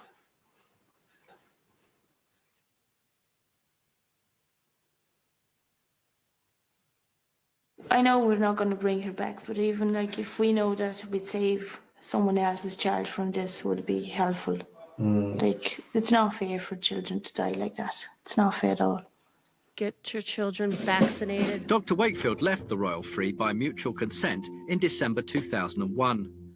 At that time, the patent applications for a rival vaccine and a possible cure for autism were relinquished by the medical school and assigned to him. He now spends much of his time in America. Thanks. He's the research director of a non-profit organization in Florida called the International Child Development Resource Florida. Center. This draws parents of autistic children, some of them from Britain, in search of answers and You're treatment. going to love this because he does what everybody else does. Alex Jones, Jordan Sather, every one of them. Products, products, products, products, products. Sells, sells, sells. It's disgusting. 9 more minutes. We're now nearing the end They of have a this sister organisation, the Good News Doctor Foundation, displaying a heady mix of religion and medicine. Among their activities, they promote a range of products for autism, described as nutritional supplements, including CoQ10, colostrum gold, and a hormone injection called secretin. $250. And this was 2004. At this London hospital, Pat Howlin is a professor of clinical psychology and has studied what she believes is a growing market in alternative products for autism. Now, here's something I can't understand. We've got research paper He's after so research mad. paper on secretin, and they all say that this hormone does not work. How is it then that we find secretin still being sold, still being given to parents for their children as some kind of remedy for autism? What's going on there? I think the trouble is autism's a big money spinner for a lot of people. Parents are very vulnerable. They desperately want help for their child. And obviously, it's nicer to have a simpler answer like this, a few shots of secretin. Pills labelled IQ or concentration or whatever. They're simple answers. Now, we paid, £21.15 for this little pot of pills. Sea Buddies, which is enzymatic therapy, or there's another one here, MSM for sulfation, or coenzyme Q10. I know stuff. I mean, what is going on with all this Well, kind of people are making a lot of money out of it. And It's as simple as that. I'm afraid so, yes. For most of Parents are looking for simple answers to a very complex issue with their child, and these people are grifting off of it and making so much money off of the fear and the pain and the stress of parents trying to. And do you know how many children have died during chelation therapy? What do is you know chelation therapy? That there have been, it's some kind of like stuff that they squirt up your ass to get Oh, toxins God. out, supposedly. It's supposed to take heavy metals out. Oh, of that's you. one of those therapies Jenny McCarthy promotes. And do you know autistic children have died in barometric chambers? Oh, that's horrible. And those types of chambers, when you're talking about raising the internal pressure of a human body, there are only specific instances under which you can use like the hyperbaric chambers. Like there are oxygen chambers, but even then you can run risks. You can run risks of over oxygenating. Like I actually learned some shit with this diving stuff. Like you cannot do that. And some kids have died in some of these chambers. And you know, like, look, Ted Bundy murdered a bunch of people and he was caught and executed for it. Andrew Wakefield, he's They make money off of it. still running Mhm. around. I know. It's gross. these, there's absolutely no research evidence one way or the other. Now, that's a pretty bad picture, isn't it, for the parents of autistic children? Yes, yeah. No, I think they are a very vulnerable group.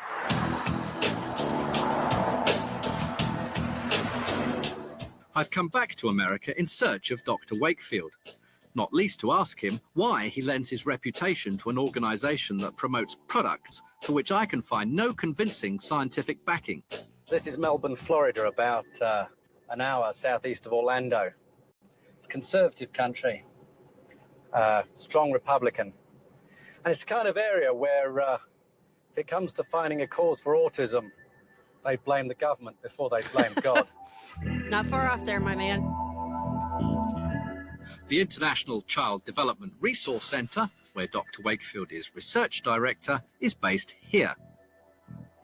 Okay, so here seems to be the deal. Dr. Jeff Bradstreet, Dr. Jerry Cartnell, and Dr. Andrew Wakefield. And it seems that a big part of what they're doing here is to promote various products which they say can help autistic children, such as Pure Kids, for example, which they say has been developed by neurological specialists, and Colostrum Gold. Pure Now, Kids? They recommend these at various meetings. Like with the happy smiling children on the front and the bottom, you know what I mean? That's predatory too. And you can really see where this ties in with like the indigo movement, where it's got to be, kids got to be special somehow, and oh, you may not be able to cure your kid with autism, but I'll be able to cure. It's always we just can't Just so accept your caught. child for who and what they are and their abilities, non-abilities, what makes them special, the things about them. Just love your child. Yes. And if you don't think that you can do that, don't have a fucking kid. I know. I know. Which they attend around the United States, charging parents perhaps $250 a go. And we'll just see what He's they've got to taking say the about box these in with products him. here at their My offices. Boom. I want to clone this man and make 1,000 of him. My name's Brian Deere. I'm from the UK's Channel 4 television. He We'd reminds like me to kind talk of to you of about that some of the Phil products you're Williams selling or Williamson for that's been doing a parents lot of of this autistic extreme children. right-winger Hold on people just a moment. on Thank you. Twitter. Out of Tennessee or wherever he's from. Now, I'm also hoping to contact Dr. Wakefield. I believe he's your director of research. Right, but he's not in our facility or even in this state right now. I don't exactly know where he is, but Dr. Bradstreet would be. Right. But he's still your director of research here. You have to clarify that with don't Dr. know. B. Okay. Maybe These come ladies around are evil 11:30 too. tomorrow morning. Okay. Thanks a lot. 11:30 tomorrow morning. He's like, I'll be back. But Dr. Bradstreet Oh, cancelled. cancelled his appointment and said he didn't want to be interviewed by me. In a statement, he said that any suggestion of profiteering was completely baseless. He claimed that many of his patients was the pay first nothing sign for we his saw? services, and that the organisation does not. What right inside Hang the on, office, no. what was the first sign they showed you? It was please make checks payable too. Oh, was it? Yeah. Yeah, they made right behind him. They made sure to show you that sign on the wall. Right here? I think it was earlier, but that's exactly, it said please make checks payable to, and then it had the name of the That's company. great. Oh. So that directly counters what I'm going to watch for it they're now that you saying. said it. You have a good eye. My name's Brian Deere. I'm from the UK's Channel 4 television. We'd like to talk to you about some of the products you're selling for the parents of autistic children. Hold on, Hold on just a moment. Thank you. Creation's Own Now, Corp. I'm also hoping to contact Dr. Creation's Wakefield. I believe he's your director of research. Right, but he's not in our facility or even in this state right now. They're like, I don't even know him. He where doesn't is, even but go Dr. here. Bradstreet would be. Right. But he's still your director of research here. You have to clarify that with Dr. B. Okay. Maybe you could come that around lady who pops her head 11:30 up behind tomorrow the door? morning. She's like, Okay. Thanks a lot. All right. That was a ghost. But Dr. Bradstreet cancelled his appointment and said he Ma'am, didn't this want is to be not a show you wanna interviewed be by on. me. In a statement, he said that any suggestion of profiteering was completely baseless.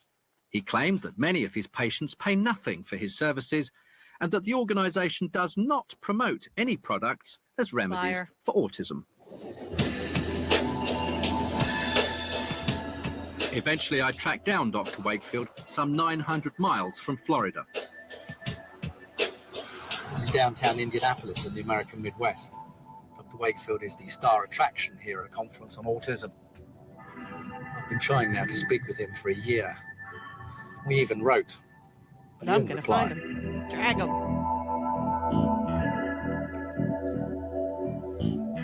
The meeting is organised by the Autism Ugh. Society of They always give America. themselves some legitimate sounding name. On the US conference circuit, Dr. Wakefield has found a new audience for his theories. He was the last speaker of the day, so I approached him at the end of his presentation.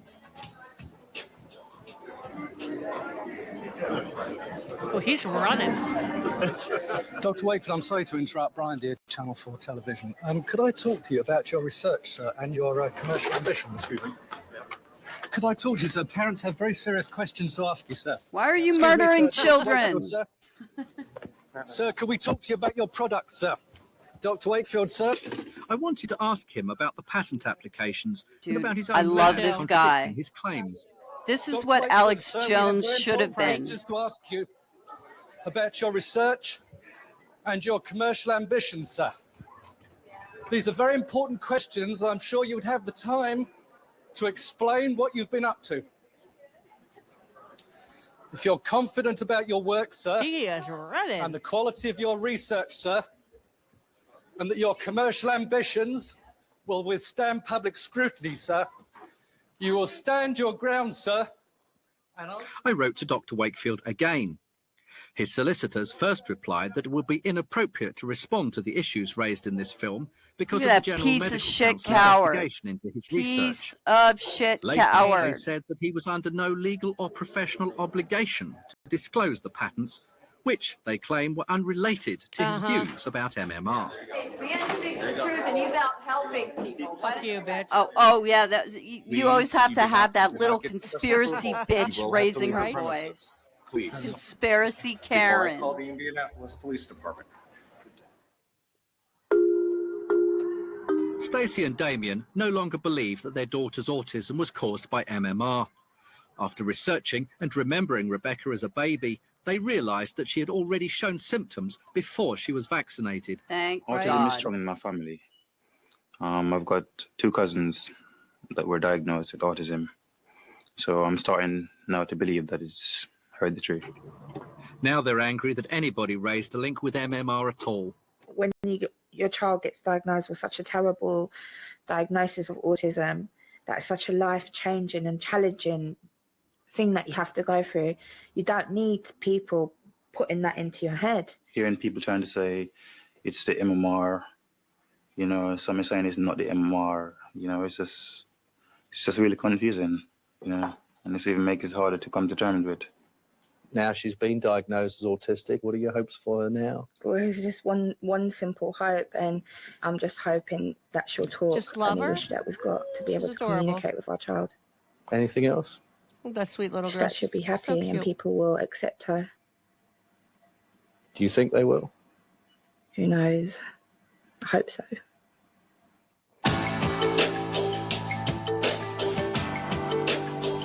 So that's Dr. Wakefield and everything he did. There's No words for what he's done and the damage. I mean, it's pure psychopathy. I mean, I can't help but compare these type of people to serial killers. And time again, I find more value in the serial killer than I do. Yeah, I know. And there was just to tie this all together is My Valium kicked in. no, yeah, so- because we're getting ready to log off. But Robert De Niro actually, and I was shocked. I didn't know Robert De Niro had a son that had autism, and he runs that Tribeca Film Festival.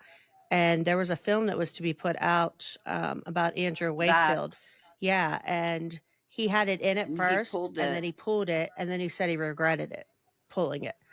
So, and there's articles out there about Robert De Niro and stuff. So he very much teeters the line of anti-vax, but everybody's like, oh, but Robert De Niro is against Trump, and look at him out there calling Trump on all this shit. And it's like, Robert De Niro's not all that he seems to be cracked up to be, too. Like, he teeters And, on some MMR maybe caused autism. Yeah. And he's just asking questions, and there's some good points in that documentary if you watch it, that movie, you know. So Well, and this is what I like about the way this is presented, and with the Sandy Hook stuff, there's a YouTube guy named C.W. Wade. And he uses a similar method where let's expose the conspiracy theorists as frauds, but let's do that in the they don't want you to know format that conspiracy theorists Yeah. usually use. Like that's how this is being you're presenting it kind of as a conspiracy theory, and that draws the conspiracy theorists in, and you're showing them, hey, they're lying to you, but the people that are lying to you are the ones that are telling you everyone else I is know, lying right? to you. I thought this was really good. And I think it's and I think that is one thing that we need to focus on in trying to break through to conspiracy theorists, is focus on they're lying to you. Like, the people who you think are telling you the truth, they're the real liars. Like, you're actually a sheeple. Yeah, I know. I mean, come on. Bone marrow. That dude wants you guys to take his he wanted you to take his bone marrow for a treatment. And then we have chimeras. And what do we, I mean, yeah, and let's talk about how frail that guy is, number one. And let's ask, has he ever been exposed to any radiation? Because that would get into his bones, and then if you're eating, hey, we could so, cook that, right? But I think everything was very interesting tonight. This was infuriating. And, You know what, Drew? Let me put the link down in here for you, so that you can have that. I'll copy and paste it here. Let me put it down here. There you go. And Drew is wonderful, and we got to meet each other in person in San Francisco, and we got to visit the Bohemian Club, but we didn't get inside. Oh, you didn't get to see the owl? Well, no, we took our pictures with the owl outside. I put the link down there for you, Drew, for the documentary, for the film. It is really good. I think, I had never seen it.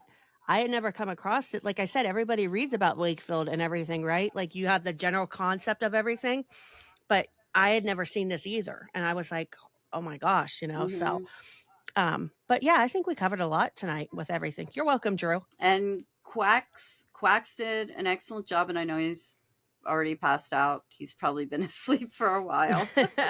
This was a long one, but like I said, how do you cover anti-vaxxers in a short amount of time?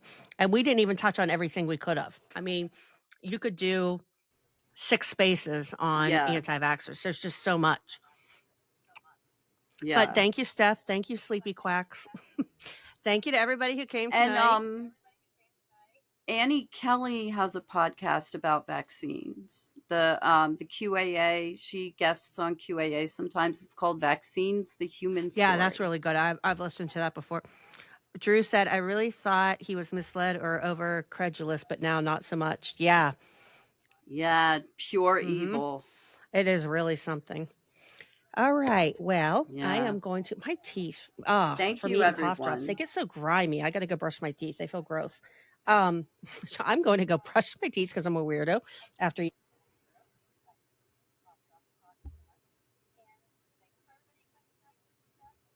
Thank you.